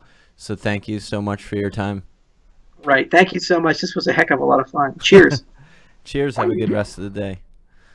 Well, there you have it, guys. That was an interview with Charles. Let's pull up. I had all these questions here that I outlined for him. Thanks again for being patient and listening to us. Subscribe to the channel if you aren't already. Cryptosomniac. Check out the website and definitely check out all the stuff related to Charles that he just mentioned on IOHK. Follow them on Twitter, and let's look forward to see what else Cardano has. So thanks everybody for watching, and we'll round it out here. Talk to you guys later.